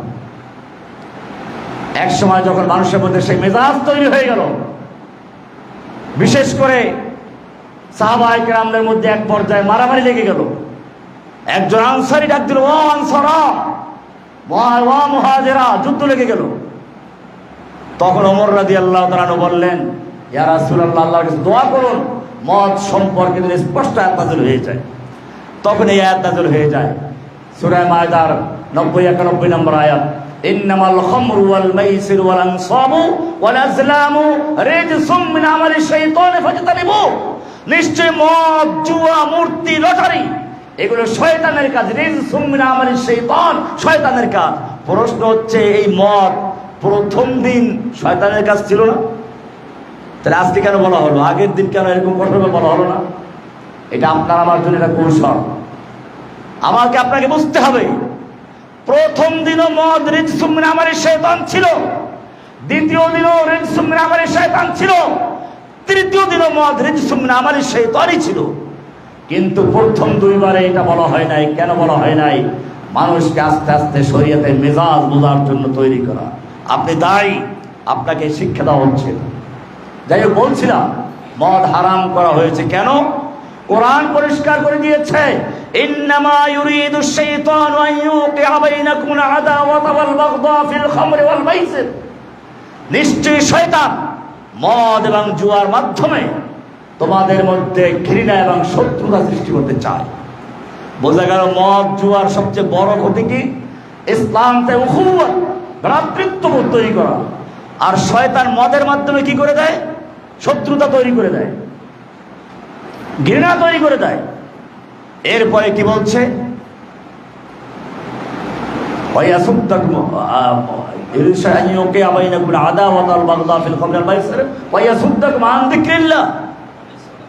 এবং তোমাদেরকে আল্লাহর জিকির থেকে বিরত রাখতে চায়। ওই যে বলেছিলাম, কারণ আল্লাহর স্মরণ যত করবে, আমি শুরুতেই বলেছিলাম, আলা বিযিকরিল্লাহি তাতমাইন্নুল কুলুব, মানুষ যখন আল্লাহকে স্মরণ করবে, এক সময় আল্লাহর স্মরণ করতে করতে তার মন অস্থির কলম, পার্শ্ব পরিবর্তন করা কলম আল্লাহর জিকিরের মাধ্যমে স্থির হতে পারে। সেজন্য আপনাকে আমাকে কাজ করে ওয়াইন্নামা আনতা মুযাক্কির শুরু বলেছিলাম। শয়তান চায় যাতে করে আপনি আল্লাহকে স্মরণ করতে না পারেন, ওয়াইয়াসুদ্দাকুম আন যিকরিল্লাহ, এরপরে সালাতের থেকে সে মদের মাধ্যমে জুয়ার মাধ্যমে বিরত রাখে। বিস্তারিত ব্যাখ্যা আমি করতে যাচ্ছি না, আজকে বিষয়টা অন্য। তাহলে এই কারণে আল্লাহ তাআলা মানুষের মেধা, মানুষের আকল, বিবেক বুদ্ধি দিয়েছেন। এই বিবেক বুদ্ধি যাতে নষ্ট না হয়, বিকৃত না হয়, বিবেক বুদ্ধির সংরক্ষণ করার জন্য, হেফাজতের জন্য মদকে হারাম করে দিয়েছে। যারা আমাদেরকে আজকে মানবাধিকার শিখায় তারা মদকে হালাল করে দেয়, লাইসেন্স দিয়ে হালাল করে দেয়। আল্লাহ মদ হারাম করেছেন। হারাম করেছেন কি? মদ হারাম করেছেন কি? আল্লাহর হারামকৃত জিনিসকে যদি কেউ লাইসেন্স দিয়ে বৈধ করে দেয়, তার মানে সে হালাল করে দিল। আল্লাহর হারামকে হালাল করার অধিকার কারো আছে? তার ঈমান থাকবে। কয়টা গেল?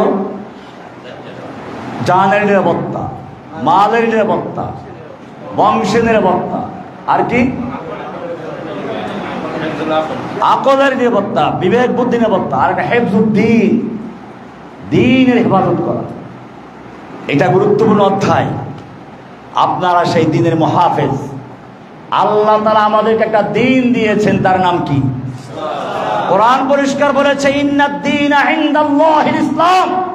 আল্লাহর কাছে শুধুমাত্র একমাত্র মনোনীত দ্বীন হচ্ছে ইসলাম। এরপরে আপনি বলবেন ইসলাম, ঠিক আছে ইসলাম মানলাম, অন্যটাও যদি মানে অসুবিধা কি? রাজনীতির ক্ষেত্রে গণতন্ত্র, মসজিদে ধর্মের ক্ষেত্রে আমি মুসলিম, সমস্যা কি? কোরআন বলছে না, ওয়ামান ইয়াবতাগি গায়রাল ইসলামি দীনান, ইসলাম বাদ দিয়ে অন্য কোন দিন, অন্য কোন জীবন ব্যবস্থা, অন্য কোন যদি দিনকে গ্রহণ করে, ফালাই ইউকবালা মিনহু, আল্লাহ বলছেন তার থেকে তার কোনো কিছু গ্রহণযোগ্য হবে না। তার সালাত, সিয়াম, হজ, যাকাত, জিকির, আজকার, তাসবিহ, তাহলিল, সে যত বড় কাজ করুক, তাহাজ্জুদ করুক, জিহাদ করুক, ফালাই ইউকবালা মিনহু, তার কিছুই গ্রহণযোগ্য হবে না। ওয়াহুয়া ফিল আখিরাতি মিনাল খাসিরিন, সে আখিরাতে ক্ষতিগ্রস্ত অন্তর্ভুক্ত হবে। ফিরআউনের সঙ্গে হবে, হামানের সঙ্গে হবে, ইবলিসের সঙ্গে হবে, মুমিনদের সঙ্গে হতে পারে না। আল্লাহ পরিষ্কার বলে দিয়েছেন। এই জন্য আল্লাহ তাআলা বলছেন তোমাদের দিন আছে ইসলাম। দিন কি? ইসলাম। তোমাদের নাম হচ্ছে মুসলিম। কোরআন বলছে হুয়া সাম্মাকুমুল মুসলিমিন মিল্লাত আবিকুম ইব্রাহিম। তোমাদের এই মিল্লাত ইব্রাহিমের মিল্লাত, হুয়া সাম্মাকুমুল মুসলিমিন, তিনি তোমাদের নামকরণ করেছেন মুসলিম। এবারে তুমি পরিচয় দিবে সেই মুসলিম। দাওয়াত দিতে গেলে একটা দলের সদস্য পরিচয় দেয়, আমি অমুক দলের সদস্য, অমুক দলের সেক্রেটারি, অমুক দলের সভাপতি। কোরআন বলছে ওমান আহসানু কওলাম মিম্মান দাআ ইলাল্লাহি ওয়া আমিলা সালিহান ওয়া ক্বালা ইন্নানি মিনাল মুসলিমিন। ওই ব্যক্তির চেয়ে ভালো কথা আর কার হতে পারে যে মানুষকে আল্লাহর দিকে আহ্বান করে, দাআ ইলাল্লাহ ওয়া আমিলা সালিহান, নেক আমল করে, ওয়া ক্বালা, এবং সে পরিচয় দেয় আমি অমুক দলের সদস্য না, আমি অমুকের অমুকই তা না। আল্লাহ বলছেন ওয়া ক্বালা ইন্নানি মিনাল মুসলিমিন, আমি একজন মুসলিম, আমি একজন মুসলিম। এই মুসলিম ছিল নবীরা।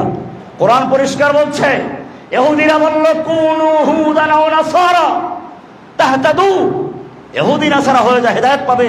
আল্লাহ বলছেন না, মা কানা ইব্রাহিমু ইয়াহুদিয়ান ওয়ালা নাসরানিয়ান ওয়ালাকিন কানা হানিফান মুসলিমা।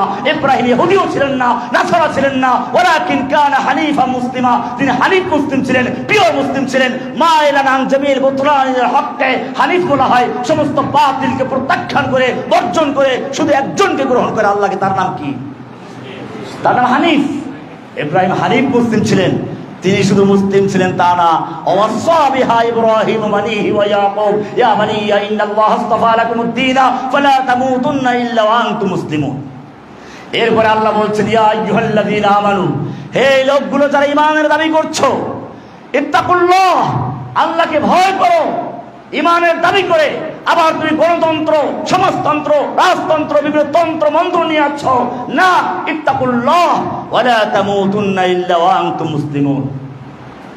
সুতরাং মনে কর দ্বীনকে হেফাজত করা, এটা আরেকটি গুরুত্বপূর্ণ বিষয়। দ্বীন মুকাম্মাল হয়ে গেছে, আপনি দ্বীনের আংশিক মানলে চলবে না। আপনি বলেন ঠিক আছে দ্বীন তো মানি, আমি ইসলাম মানি, একটু রাজনীতির ক্ষেত্রে গণতন্ত্র করি। আল্লাহ বলছেন আল ইয়াওমা আকমালতু লাকুম দীনাকুম। এটা আমি আমার প্রায় লেকচারে বলি। একটা বিল্ডিং পূর্ণ হয়ে গেছে, এখন যদি কেউ একটা স্বর্ণের ইট নিয়ে আসে, হীরকের ইট নিয়ে আসে, এক জায়গায় লাগান যাবে? লাগাই তুলে কি করতে হবে? আপনি বলেন একটা ইটের মূল্য এত বেশি, হীরকের ইট, স্বর্ণের ইট গোটা বিল্ডিং এর মূল্যের চেয়ে অনেক বেশি। আমি বলবো আমার বিল্ডিং আকমালতু, বিল্ডিং পূর্ণ হয়ে গেছে, লাগাবার কোনো জায়গা নেই। আপনি বলেন একটা ইটের এত মূল্য, গোটা বিল্ডিং এর চেয়ে বেশি, লাগান। এখন লাগাতে হলে কি করতে হবে? ওই এক ইট পরিমাণ জায়গা ভাঙতে হবে। এই কারণে আল্লাহ রাসূল সাল্লাল্লাহু আলাইহি ওয়াসাল্লাম বলেছেন, যেখানেই কোনো একটা বিদআত ঢুকে সেখান থেকে ওই পরিমাণ সুন্নাত উঠে যায়, কিয়ামত পর্যন্ত সেই সুন্নাত ফিরে আসবে না। ইমাম মালিক রাহমাতুল্লাহ আলাইহি বলেছেন, মানি বিদআতা বিদআতান, যে ব্যক্তি কোনো বিদআত তৈরি করে, বিদআত ফায়ারাহা হাসানাতান, এরপরে আবার বলে বিদআতে হাসানা, বিদআতে, এটা খেয়াল রাখবেন বিদআত কাকে বলে। বিদআত, এই বোতলটা নবীর যুগে ছিল না, এখন তৈরি করে বিদআত। মোবাইলটা নবীর যুগে ছিল না, এখন তৈরি হয়েছে, এটাও তো বিদআত। প্লেনে জাহাজে আমরা হজে যাই, নবীর যুগে ছিল না, এখন তৈরি হয়েছে, বিদআত। এই বেটা, এই যদি বিদআত হয় তো তুইও বিদআত, আমিও বিদআত, তোর বাপও বিদআত, তোর মাও বিদআত, কারণ আমরা কেউ তোর বিটুকে ছিলাম না। এটাকে বিদআত বলে? বিদআত মানে হচ্ছে ইহদাস ফিদ্দীন মা লা আসলা লাহু, ইসলামের মধ্যে, দ্বীনের মধ্যে এমন কোনো কিছু তৈরি করা যার কোনো ভিত্তি নেই, এক নাম্বার। দুই নাম্বার, দ্বীনের কোনো মূল ভিত্তি আছে কিন্তু নির্দিষ্ট কোনো কাইফিয়ত নাই, কোন বিশেষ কোনো পদ্ধতি শরিয়া দেয় নাই, আপনি তার জন্য একটা শরিয়া তৈরি করে দিলেন, এগুলো বেদাত। সালাত, দুরূদ পড়া আল্লাহ নবীর নামে, এটা কোরআনে আছে, হাদিস আছে, কিন্তু এটার জন্য কোনো নির্দিষ্ট পদ্ধতি নেই যে আপনাকে প্রথমে তাওয়াল্লুদ পড়তে হবে, তারপরে দাঁড়াতে হবে, তারপরে ইয়া নবী সালাম আলাইকে বলতে হবে, এরকম নির্দিষ্ট কোনো পদ্ধতি নেই। আপনি নির্দিষ্ট পদ্ধতি তৈরি করে দিলেন, এটা বেদাত। এই জন্য পরিষ্কার হয়ে গেল, যেই কোনো নব আবিষ্কার বেদাত না, বরং সওয়াবের উদ্দেশ্যে দ্বীনের ভিতরে ইবাদত আকারে যেই জিনিসগুলো নতুন তৈরি করা হয় তাকে বলা হয় কি? আর এই বেদাত সবটাই দলালা, অকুল্লা বেদাতিন দলালা। আল্লাহ রাসূল বলেছেন, মান আহদাসা ফি আমরিনা হাযা মা লাইসা মিনহু ফাহুয়া রাদ্দুন, আমাদের দ্বীনের মধ্যে যা নাই এমন জিনিস যে ঢুকাবে ফাহুয়া রাদ্দুন, এটা প্রত্যাখ্যাত, ফাহুয়া মারদুদুন, ওই লোকটাই মারদুদ অথবা তার কাজটা মারদুদ, সে ইসলামের কোনো কল্যাণ করে নাই। কেন? আল্লাহ তাআলা বলেছেন, আল ইয়াউমা আকমালতু লাকুম দীনাকুম, আজকে আমি তোমাদের দ্বীনকে তোমাদের জন্য পরিপূর্ণ করে দিলাম। ওয়া আতমামতু আলাইকুম নি'মাতি, এবং দীর্ঘ 23 বছর পর্যন্ত তোমাদের উপরে যে আমার ওহীর নিয়ামত নাজিল হচ্ছিল তা আজকে সমাপ্ত করে দিলাম।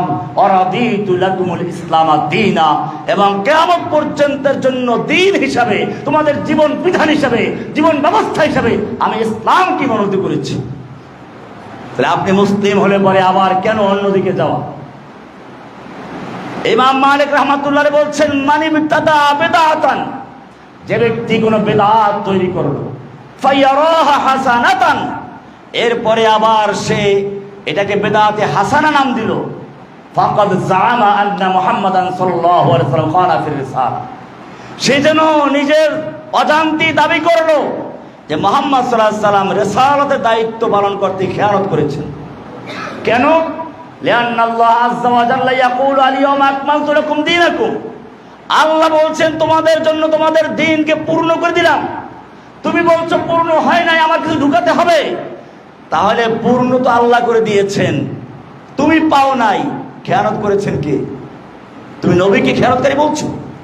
আল্লাহর রাসূল সেজন্য বিদায় হজের ভাষণে এক পর্যায়ে জিজ্ঞেস করলেন, হে আমার উম্মতরা, ইন্নাকুম মাসউলুনা আন্নী, কিয়ামতের দিবসে তোমাদেরকে বিভিন্ন প্রসঙ্গে প্রশ্ন করা হবে, এক পর্যায়ে আমার সম্পর্কে প্রশ্ন করা হবে।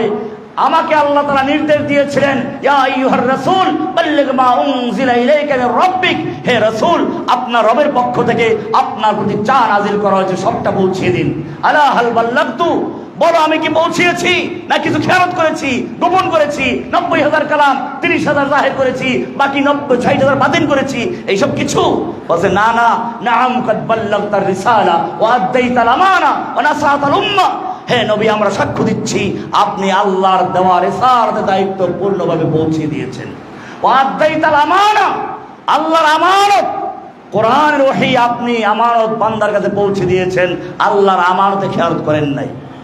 কাজী যারা বলে বিদআতে হাসানা আছে, শরীয়তে একটু ঢুকান দরকার, ইমাম মালিক রাহমাতুল্লাহ বলছেন ফাকাদ জামা আন্না মুহাম্মাদান সাল্লাল্লাহু আলাইহি ওয়াসাল্লাম খানা ফিল রিসালা, সেই জন্য দাবি করলো মুহাম্মদ সাল্লাল্লাহু আলাইহি ওয়াসাল্লাম পূর্ণাঙ্গ দিন পৌঁছে দেন নাই, কিছু বাকি রেখে গেছেন, ওটা আমরা পূরণ করছি বিদআতে হাসানা দিয়ে। তার মানে আল্লাহ বলছেন পূর্ণ করে দিয়েছি, তুমি বলছো পূর্ণ হয় নাই, হাসানা দিয়ে পূরণ করছি, তাহলে রাসূল খেয়ানত করেছেন।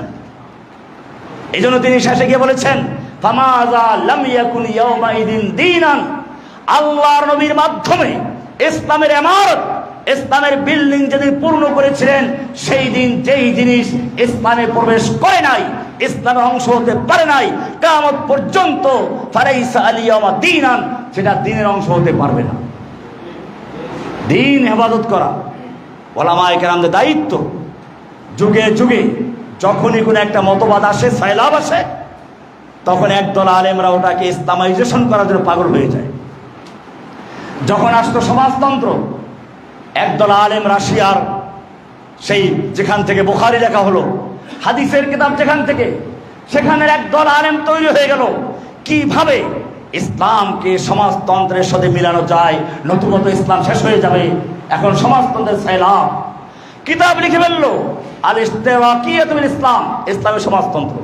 সমাজতন্ত্র ব্যক্তি মালিকানা নাই, কোরআন বলছে ইন্নাল আরদা লিল্লাহ, জমিনের মালিক আল্লাহ, কোন মালিকানা নাই।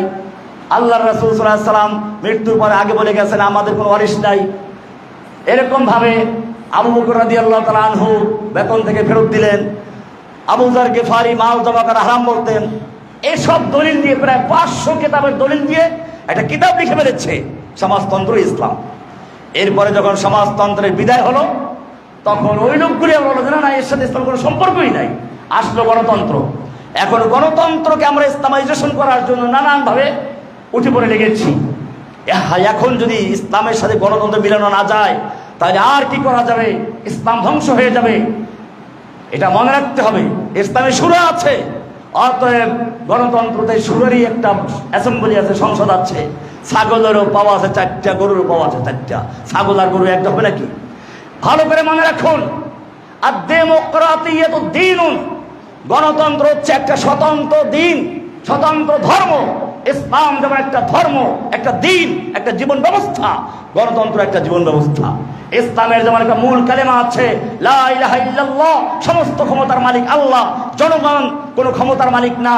গণতন্ত্রের কালেমা হচ্ছে মাসদারুস সুলতাত জামিআন আশ-শাবাব, সমস্ত ক্ষমতার মালিক জনগণ। বিশ্বাস না হলে একটা সংবিধান কিনবেন লাইব্রেরিতে গিয়ে, 10-20 টাকা কেনা যাবে। সংবিধান কিনে দেখবেন সাতের পথে লেখা আছে প্রজাতন্ত্রের সকল ক্ষমতার মালিক জনগণ, গণতন্ত্রের সকল ক্ষমতার মালিক জনগণ, ইসলামের সমস্ত ক্ষমতার মালিক আল্লাহ। কোরআন বলছে কুলিল্লাহুম্মা মালিকাল মুলক, হে নবী আপনি বিশ্ববাসীকে জানিয়ে দিন আল্লাহুম্মা মালিকাল মুলক, আল্লাহ তুমি সমস্ত ক্ষমতার মালিক। তুতিল মুলকা মান তাশাউ, তুমি যাকে ইচ্ছা ক্ষমতা দান করো। ওয়া তানজিউল মুলকা মিম্মান তাশা, তুমি যার থেকে ইচ্ছা ক্ষমতা ছিনিয়ে নাও। ওয়া তুইজ্জু মান তাশা, তুমি যাকে ইচ্ছা ইজ্জত দান করো। ওয়া তুযিল্লু মান তাশা, যাকে ইচ্ছা অপমান করো। বিয়াদিকাল খায়র, সমস্ত মঙ্গলের চাবি তোমার হাতে। গণতন্ত্রে আইন প্রণয়নের ক্ষমতা কাদের হাতে? এমপিদের হাতে। এমপিদের নাম কি? এমপিদের নাম হচ্ছে ল মেকার, আইন প্রণেতা। তার মানে যখন জনগণ সমস্ত ক্ষমতার মালিক, সার্বভৌম ক্ষমতার মালিক, এই সার্বভৌমত্বের কমান্ড হচ্ছে আইন। তবে যেহেতু এত লোক আইন তৈরি করতে পারে না, সেজন্য নিজেদের ক্ষমতাকে ভোটের মাধ্যমে হস্তান্তর করে 300 কয়েকজনের কাছে। এরা সংসদে বসে এখন দেশের সমস্ত জনগণের ক্ষমতার মালিক। এখন তারা যেটা করবে ওইটা আইন। ক্ষমতার মালিকই আইন তৈরি করে। আমাদের ক্ষমতার মালিক কে? আইন দেওয়ার মালিক কে? মনে রাখবেন, আল্লাহ এই জন্য প্রথমে রবের পরিচয় নিয়েছেন। আলাস্তু বিরাব্বিকুম, দুনিয়াতে আসার আলহামদুলিল্লাহ রাব্বিল আলামিন, দাঁড়িয়ে সুবহান রাব্বিল আযীম, রুকুতে গিয়ে সুবহান রাব্বিল আলা, সিজদায় গিয়ে সুবহান আলা, দাঁড়াতে গিয়ে রব্বানা লাকাল হামদ। এত রবের কথা। রবের 3টা বৈশিষ্ট্য। কয়টা বৈশিষ্ট্য? রবের প্রথম কাজ হচ্ছে আল খালক, সৃষ্টি করা। এজন্য কোরআন বলেছে আম খুলিকু মিন গায়রি শাইইন আম হুমুল খালিকুন, প্রথম কাজ সৃষ্টি করা। কার কাজ? দুই নম্বরে যে সৃষ্টি করে সে মালিক হয়, আল মুলক। এরপরে যে মালিক হয় সে আদেশ দেয়, আল আমর। মোবাইল তৈরি করলো যে কোম্পানি, তার সাথে একটা আইনের বই দিয়ে দেয়, কিতাব দিয়ে দেয়, বই দিয়ে দেয়, ক্যাটালগ দিয়ে দেয়, এভাবে চলবে। আপনি ওটা নিয়ম বাদ দিয়ে চালাতে পারবেন? এটা বুঝলেন, এই মহা কারখানার একজন সৃষ্টিকর্তা আছেন, খালেক। তিনি এটার মালিক, তিনি এটার আইন বিধান দেওয়ার অধিকার রাখেন। আলা আলাহুল খলক ওয়াল আমর, সৃষ্টি যার আইন চলবে। আপনি ল মেকার বানাই দিলেন আইন তৈরি করার জন্য, আপনি কি চিন্তা করেছেন? তারা আইন তৈরি করছে। কোরআন বলছে আল্লাহু ইয়াহকুমু লা মুআক্কিবা লিহুকমিহি, আল্লাহ বিধানদাতা। আল্লাহু ইয়াহকুমু, আল্লাহ আদেশ দেন।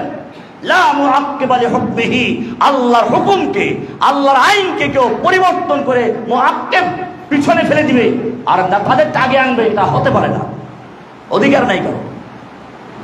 গণতন্ত্রে মানুষকে বিভক্ত করে, বহু দল তৈরি করে। দল না থাকলে নিজেরা টাকা দিয়ে বিরোধী দল তৈরি করে, বিরোধী নেত্রীকে সরকারি বাসভবন দেওয়া হয়। ইসলাম কি বলে? ওয়াতাসিমু বিহাবলিল্লাহি জামিআন ওয়া লা তাফাররাকু। গণতন্ত্রে এই আমাদের হুজুরের যে ভোটের মূল্য আর এলাকার একটা হিরঞ্চির ভোটের মূল্য একই, মাথা গনে। কোরআন বলছে সূরা নামের 116 নম্বর আয়াত, ওয়াইন তুতে আকসারা মান ফিল আরদ ইউদিল্লুকা আন সাবিলিল্লাহ। হে নবী, আপনি যদি এই মানফিল আরদ, জমিনে যারা চলাফেরা করে, মানফিল আরদ, মদখোর, সুদখোর, ঘুষখোর, জুয়াচোর, এগুলো মানফিল আরদ সমান।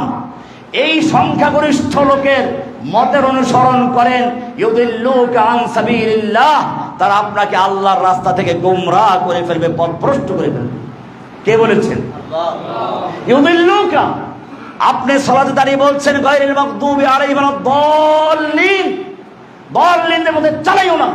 আল্লাহ বলেন এই সংখ্যাগরিষ্ঠ লোকের ভোটের মূল্যায়ন করে এদের মতে চললে ইউদিল্লুকা, দল মিলে করে যাবি, এটা ছাড়বো না। কিসের দোয়া করছেন?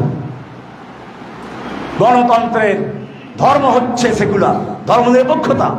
ইসলামের ধর্ম কি? ইসলাম। তাই একজন লোক মুসলিম হয়ে হুয়া সাম্মাকুল মুসলিমিন দাবি করে, সে আবার নিজেকে সেকুলার কিভাবে দাবি করতে পারে? এমনি ভাবে গণতন্ত্রে অর্থনীতি হচ্ছে সুদ ভিত্তিক অর্থনীতি, ইসলামের যাকাত ভিত্তিক অর্থনীতি। সবচেয়ে বড় কথা, গণতন্ত্রে তাদের ক্ষমতার পালা বদল হয় ভোটের মাধ্যমে, সংখ্যাগরিষ্ঠতার ভিত্তিতে। ইসলাম সেটা করে নাই, আল্লাহ রসুলকে সেটা করতে দেওয়া হয় নাই। এই জন্য মনে রাখতে হবে, দ্বীন হেফাজত করা। আল্লাহর রাসূল সাল্লাল্লাহু আলাইহি সাল্লাম যখন মক্কার কাফেররা প্রস্তাব করলো, দেখেন আগে কিন্তু ডাইরেক্ট বলে ইয়া আইয়ুহাল কাফিরুন, এমনি কাফারু বলেছে। কাফারু আর কাফিরুন এক জিনিস না। কাফিরুন ইসম, কাফারু ফেল, ফেল হুদুস তাজাদ্দুদ, এখন আছে পরে নাই। একজন লোক চুরি করে, ফেল, চোর নাম হয় নাই, তার মানে হলো সে মাঝে মধ্যে চুরি করে, এখন স্থায়ী চুরি না। আর একজন লোকের নাম হয়ে গেছে চোর, তার মানে কি? তার একটা নাম। ঠিক কাফের আর কাফারা, কাফারু এক জিনিস না। এই জন্য এটা খেয়াল রাখবেন। একটা হাদিস আসছে, মান তারাকা সালাতান মুতাআম্মিদান ফাকাদ কাফারা। যে ব্যক্তি এক ওয়াক্ত সালাত ইচ্ছা করে ত্যাগ করলো, সে কুফরি করলো। ফাহুয়া কাফিরুন বলা হয় নাই, ইসম বলা হয়, বলা হয়েছে কাফারা, ফেল, ভার্ব। কাফারা কুফরি করলো। ফেল এই আছে, এই নাই, যতক্ষণ করে ততক্ষণ থাকে, নাই তো শেষ হয়ে যায়। অবশ্য কুফরি করতে এক সময় কাফের হয়ে যায়। এই জন্য বলা হয়েছে, একজন লোক পকেটে 10টা টাকা নিয়ে ঘুরে আর কয় যে আমি টাকাওয়ালা। আপনি টাকাওয়ালা বলবেন? টাকা তো তার পকেটে আছে, আপনি বলবেন না কেন? কারণ পরিভাষায় এই পরিমাণ টাকাকে টাকাওয়ালা বলা হয় না। কিন্তু যদি ওই 5 টাকা 10 টাকা জমা করতে থাকে, এক সময় সে টাকাওয়ালা হয়ে যাবে। ঠিক এরকম কাফারা মানে হচ্ছে কুফরি করলো, কিন্তু দৈনিক যদি 5 ওয়াক্ত সালাত আদায় না করে, 5টা কুফরি জমা করলো, সপ্তাহে কয়টা, বছরে কয়টা, এরকম যদি একটা 50 বছর বয়স পায় আর সালাতে ধারে কাছেও যায় না, তাহলে সে কি কুফরি জমা করতে করতে কি হয়ে যাবে? আমরা তাকে কাফের বলবো যতক্ষণ পর্যন্ত হালাল মুস্তাহিল না হয়। যাই হোক, আমি আলোচনা লম্বা করে ফেলেছি। আজকে আলোচ্য বিষয় ছিল ইসলাম মানবাধিকারের যতগুলো দিক আছে সবগুলোর জন্য পূর্ণাঙ্গ ব্যবস্থা বিধান দিয়েছে আল্লাহ সুবহানাহু ওয়া তাআলা। মানবাধিকারের মূল ভিত্তি হচ্ছে ইসলাম। আল্লাহর রাসূল সাল্লাল্লাহু আলাইহি ওয়াসাল্লাম যখন মক্কা বিজয় করলেন, এই মক্কার লোকেরাই আল্লাহ রাসূলকে হত্যা করার জন্য ঘেরাও করেছিল। এই মক্কার লোকেরাই বিলালকে উত্তপ্ত বালুর উপরে শুয়ে চাপিয়ে রেখেছিল। এই মক্কার লোকেরাই সুমাইয়াকে লজ্জাস্থানে বর্ষ দিয়ে আঘাত করে হত্যা করেছে। এই মক্কার লোকেরা আম্মার ইবনে ইয়াসিরকে নির্যাতন করেছে। এই মক্কার লোকেরা খুবাইবকে শূলিবিদ্ধ করেছে। এই মক্কার লোকেরা বদর যুদ্ধে মুসলিমদের বিরুদ্ধে যুদ্ধ করেছে। এই মক্কার লোকেরাই মদিনায় আক্রমণ করেছে। খন্দকের যুদ্ধ হয়েছে, ওহদের যুদ্ধে হামজা শহীদ হয়েছে। এই মক্কার লোক এত অত্যাচার করেছে, সেই মক্কায় আল্লাহ রাসূল বিজয়ী বেশে ঢুকেছেন। 10,000 তলোয়ার তার একটা আদেশের অপেক্ষায় আছে। আল্লাহ নবী কি বললেন? যারা আবু সুফিয়ানের ঘরে আশ্রয় নেবে তারা নিরাপদ, যারা খানায় কাবার সামনে নিরস্ত্র অবস্থায় বসে থাকবে নিরাপদ, ঘরের দরজা বন্ধ করে ভিতরে থাকবে তারা নিরাপদ। যুদ্ধ করতে আসলে সমস্যা হবে। আল্লাহ নবী প্রবেশ করলেন। মক্কার লোকদেরকে জিজ্ঞেস করেন, হে মক্কার লোকেরা, আজকে তোমরা আমার থেকে কেমন আচরণ কামনা করছো? আল্লাহর রাসূল সাল্লাল্লাহু আলাইহি ওয়াসাল্লাম কথা জিজ্ঞেস করার পরে তাদের একটু সাহস হলো। তারা বলল, ইবনুন কারীমুন ওয়া আখুন কারীমুন ওয়া ইবনু আখিন কারীম, আমাদের আপনি সম্ভ্রান্ত একজন ভাই, সম্ভ্রান্ত ভাইয়ের সন্তান, আমরা সে আশাই আপনাদের কামনা করছি। আল্লাহর রাসূল সাল্লাল্লাহু আলাইহি ওয়াসাল্লাম বললেন, আজকে শুনো, আজকে আমি তোমাদেরকে সে কথাই বলছি যে কথা আমার ভাই ইউসুফ আলাইহিস সালাম বলেছিলেন। এটা এখানে নোটে আছে, আপনারা দেখে নেবেন। এখানে বলা আছে,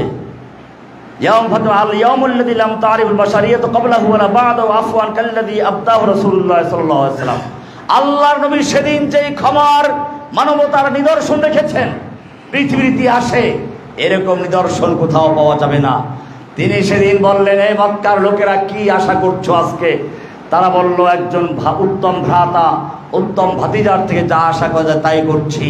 আল্লাহ রাসূল সাল্লাল্লাহু আলাইহি ওয়াসাল্লাম বললেন, আজকে আমি তোমাদের জন্য সে কথাই বলছি যে কথা আমার ভাই ইউসুফ তার ভাইদেরকে বলেছিলেন, যে ভাইয়েরা তাকে হত্যা করার চক্রান্ত করেছিল, কূপে নিক্ষেপ করেছিল, অসহায় অবস্থা ফেলে চলে গেছিল। সেই ভাইদেরকে যখন হাতের মুঠোয় পেয়েছিল তখন তিনি যা বলেছিলেন, আজকে আমি তোমাদের তাই বলছি, ইযহাবু লা তাসরিবা আলাইকুমুল ইয়াওম, আজকে তোমাদের বিরুদ্ধে আমার কোনো ক্ষোভ নেই, আমার কোনো প্রতিশোধ নেওয়ার ইচ্ছা নেই। ইযহাবু আনতুমুত তুলাকা, যাও তোমাদের সবাইকে ক্ষমা ঘোষণা দেওয়া হবে। এই নবী বিদায় হজে ভাষণ দিচ্ছেন, এক সময় গিয়ে বলছেন, জেনে রাখো আজকে সাদা কালোর কোনো পার্থক্য নেই, জাহিলি যুগে যত খুন আছে সবগুলো পদদলিত করলাম। এরকমভাবে সাম্যের তিনি ভ্রাতৃত্ববোধের শিক্ষা দিলেন, আল্লাহ ক্ষমার আদর্শ রাখলেন। ওমর ইবনে খাত্তাব রাদিয়াল্লাহু তাআলা আনহু খুতবা দেওয়ার জন্য দাঁড়িয়েছেন। একজন সাধারণ মানুষ দাঁড়িয়ে বলছে, ওমর দাঁড়াও, খুতবা দেওয়ার আগে আমার প্রশ্ন উত্তর দাও। আমরা সকলে একটা কাপড় পেলাম, তুমি দুইটা কোথায় পেলে? ওমর রাদিয়াল্লাহু তাআলা বললেন, আব্দুল্লাহ বিন ওমরকে বললেন, তুমি উত্তর দাও। ওমরের ছেলে আব্দুল্লাহ দাঁড়িয়ে বলল, আপনারা দুজন একটা করে পেয়েছেন, আমরাও বাপ বেটা দুজনে একটা করেই পেয়েছিলাম। আমার আব্বা লম্বা মানুষ, একটা কাপড় তার ধারে কাছেও আসবে না, আমি এজন্য আমারটা তাকে দান করে দিয়েছি, এই কারণে দুটো হয়েছে। এবারে সেই পাবলিক বলল কি, হ্যাঁ আপনি এবারে আলান নাসমাউ ওয়া নুতিউ, আপনি খুতবা দিন, আপনার খুতবা শুনবো মানবো। আইয়ু হুররিয়াতিন হাযিহি, আইয়ু আদালাতিন হাযিহি, আছে এরকম কোন নজির? অর্ধ জাহানের বাদশা একটা সাধারণ মানুষ তাকে দাঁড়িয়ে বলছে কথা। আলী রাদিয়াল্লাহু তাআলা আনহু নিজের নিযুক্ত কাজী, নিজের লৌহ বর্ম হারিয়ে গেছে। বাজারে গিয়ে দেখলেন যে লৌহ বর্মটা এক ইহুদি বিক্রি করতে নিয়ে গেছে। ধরে নিয়ে আসলো, ইয়া আমিরুল মুমিনিন আলাকা বাইয়িনা। কাজী শুরাই বলছেন, হে আমিরুল মুমিনিন, আপনার কোনো বাইয়িনা আছে, প্রমাণ আছে? ক্বালা লা, কোনো প্রমাণ তো নাই। এখানে এরকম আছে, এক রাওয়াতে এরকম আছে, প্রমাণ পেশ করেছে সাক্ষী, নিজের ছেলেকে আর গোলামকে। কাজী শুরাই বললেন, ছেলের সাক্ষী বাবার পক্ষে হবে না, আর একজন সাক্ষী আনেন। আর সাক্ষী নেই, বল তাহলে ইহুদি এর মালিক। আল বাইয়িনাতু আলাল মুদ্দাঈ ওয়াল ইয়ামিনু আলা মান আনকার। ইহুদি কসম করে বললে সে মালিক হয়ে গেছে। ফাকাল আল ইহুদি ফি দাহশাতিন ইয়াকিফু আমিরুল মুমিনিন হাসবানা আল কাযী ওয়াহকুম লাহু ওয়াল্লাহি ইন্না হাযা হুয়া দীনুল হক।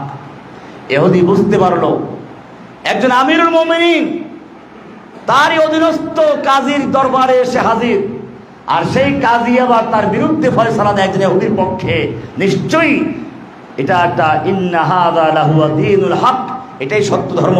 আশহাদু আল্লা ইলাহা ইল্লাল্লাহ বলে ইসলাম কবুল করেছেন। এরকম অনেকগুলো ঘটনা এখানে উল্লেখ করা আছে, আমি আর লম্বা করছি না। আজকে বিষয় ছিল বর্তমান সময়ে মানবাধিকার শিক্ষা দেওয়ার জন্য এদেশে অফিস করার পায়ে তারা চলছে। ওলামায়ে কেরাম তার বিরুদ্ধে সোচ্চার হয়েছেন। আপনারাও যে যেখানে আছেন সেখান থেকে ইসলামকে হেফাজত করার জন্য, ইসলামের বিরুদ্ধে যত চক্রান্ত হবে সেগুলো প্রতিহত করার জন্য গর্জে উঠবেন। আল্লাহ তাআলা আমাদের সকলকে তৌফিক দান করুন, আমিন।